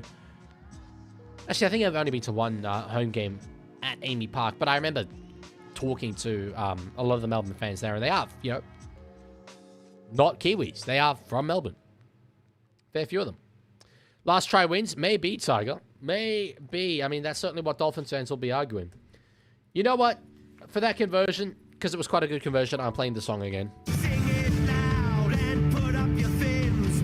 We are the mighty, mighty Dolphins. To be fair, League's bro, St. George, especially if you call them St. George, they are a Sydney team. But yeah. You definitely cannot still, I would say that the Melbourne Storm are failures. What about Newcastle? Newcastle have been decently successful. Leaguey, are you sure you could do AFL because it's boring? No, it was an April Fool's Day joke. I am absolutely not doing AFL content. I would never. Dread it, run from it. The post-Bennett curse arrives all the same. Brilliant comment. Yeah. Hey, look, I hope it happens to South Sydney. I mean, they already had one dose of it. I hope they get a second dose. Kenya and South Africa have unironically entered bids for the next Men's and Women's Rugby League World Cups. They have. I made a video on it. Herbie now in some space. He's got Cobb outside him. He's going to beat Fogarty. He's got Herbie back inside. They're going to get a third here, the fans. This must be so frustrating. This must be so frustrating to watch for their fans. Sing it loud and put up your fins. We are the mighty Dolphins. When they realize, oh yeah, wait, we have like some of the best attacking players in the entire premiership. Why don't we give it a go? Smart Guy says, Leaguie, if I donated $500, would you make a genuine video about an AFL topic and not just hate on it? If you donated $500, to be clear, for me to earn $500, that's 50,000 views. That's my highest viewed video of all time. I would still need an NRL angle to it, but I would make a video. You know what I could do? I mean, obviously, I'm not going to donate $500, but I could make a video saying, here's all the things that the AFL do really, really well that we as the NRL could sort of replicate. I think I could do that. NRL club songs purely suck. South Sydney has the best one. Hard disagree. We're bad and mean, the green machine. We hit them hard, so they see green. We're big and strong. Actual banger of a song.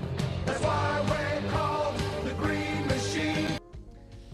You cannot deny that that's a good song. Absolutely cannot. Leaguie, you wait till I get a job. The AFLE, here we come. Hey, maybe. Hey, maybe. No, well, definitely not the AFLE, but yeah. The raid song is second to the Titch song. You know what? This is weird. Maybe it's not weird because I guess they don't score a lot of points. But I am covering over the Titans button now. I put in that sound. I obviously, you know, listened to the song, got a little bit out of it, put it in my soundboard. I could not tell you what their song sounds like. Oh, yeah.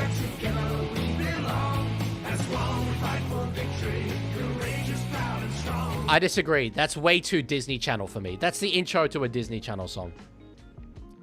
Leaguie, am I him for tipping Manly? Oh, my days, you are him for tipping Manly. You're an absolute Rugby League Nostradamus, and you should have this channel over me. Oh, the Tiger song. Well, the Tiger song is quite good. I don't like black, white, and gold. It doesn't really work rhythmically. That's the only thing I don't like. Leaguie James Games? Yes, sir, he does. Don't know what that means, but sure. Cobo's picked the ball up here. He's one-on-one with Ruben Garrick. Can't get away from him and absolutely yoinks the ball forward. Cronulla's song is great. You cannot say Cronulla's song is not good.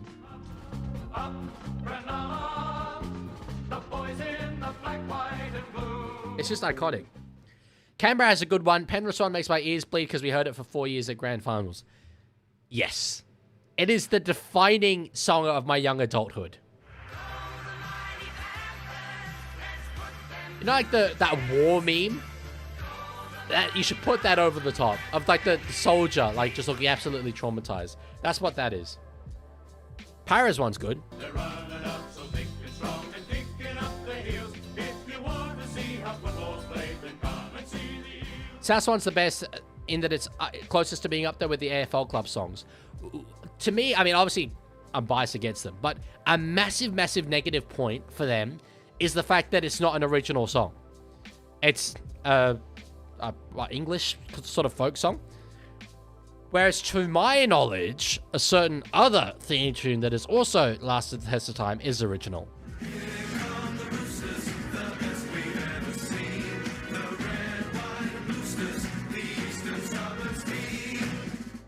Definitely better. Do you play for a team? No, sir, I do not. I am a slightly overweight, past my physical prime, not very good at rugby league content creator. I do not play for a team. What is a Bluester? The Red, White, and Bluesters, bro. It's a nickname. It's a nickname. Cronulla's one is really good. And yes, the piano bit is brilliant. Oh, Glory, Glory, Hallelujah. Of course. Yes, of course. Knights is good. But it's very intense. But it's catchy.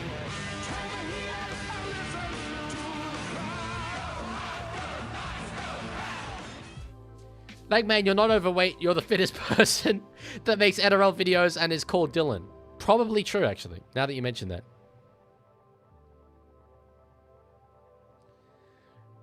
Kings, the message that you just sent on Twitch got held by Automod. I can see it. I'm probably not going to allow it through. But thank you anyway.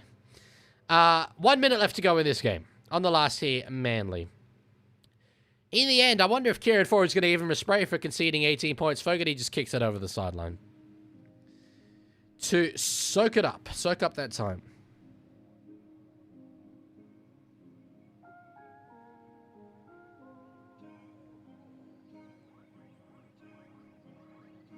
That song was sung by Doug Parkinson, who also sung Rooster Rooster Man. Really? Wait, so you're telling me it's not a real Rooster Man? Hey, Leaguie, someone just redeemed a thing. James, Leaguie just redeemed timeout self. Oh, okay. Can you please play the Warriors song? Okay, I will. Very briefly. I like this one as well.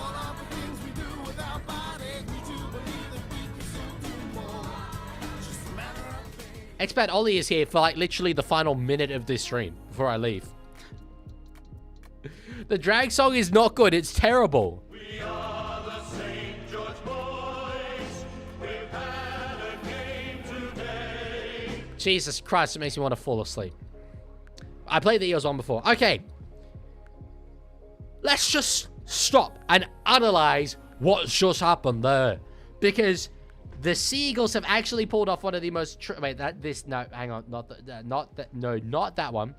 The Sea Eagles have actually pulled off one of the most absolutely bomber-clat wins I think I've ever seen in my life. In my life. Holy hell. What was that? Hey, Leaguie, someone just redeemed a thing. Smart guy yay just redeemed change the background color. To what? I love AFL Tegan Songas Oinoi Eng Soinoi and Roy Shgiosh Glory to South Sydney Manly Maroon on top please. I'ma ban you for Twitch, boy. I'ma ban you one more time and I'ma ban you for Twitch. You're gonna have to watch on YouTube. I actually kind of mean that, although it is kind of funny. What is... I love my text to speech while going, oish, oish, oish, oish, oish, oish, oish, oish, oish. You mean sleeping? Expat Ollie, I mean, now's the time to go to bed, bro. Now's the time to go to bed. Ah. Jesus Christ. I will play the Dolphins song for the outro. Sorry, So what was the final score? Let me get a little reminder. Final score was 52 points to 18. Manly Warringah have just faded the Dolphins. Aside, who many would have considered a genuine premiership contender coming into this season. I know to some extent I certainly did. Have just been faded away from home by a side who are winless to start the season, have just sacked their coach, have looked absolutely putrid, and who many predicted, including myself, for the wooden spoon.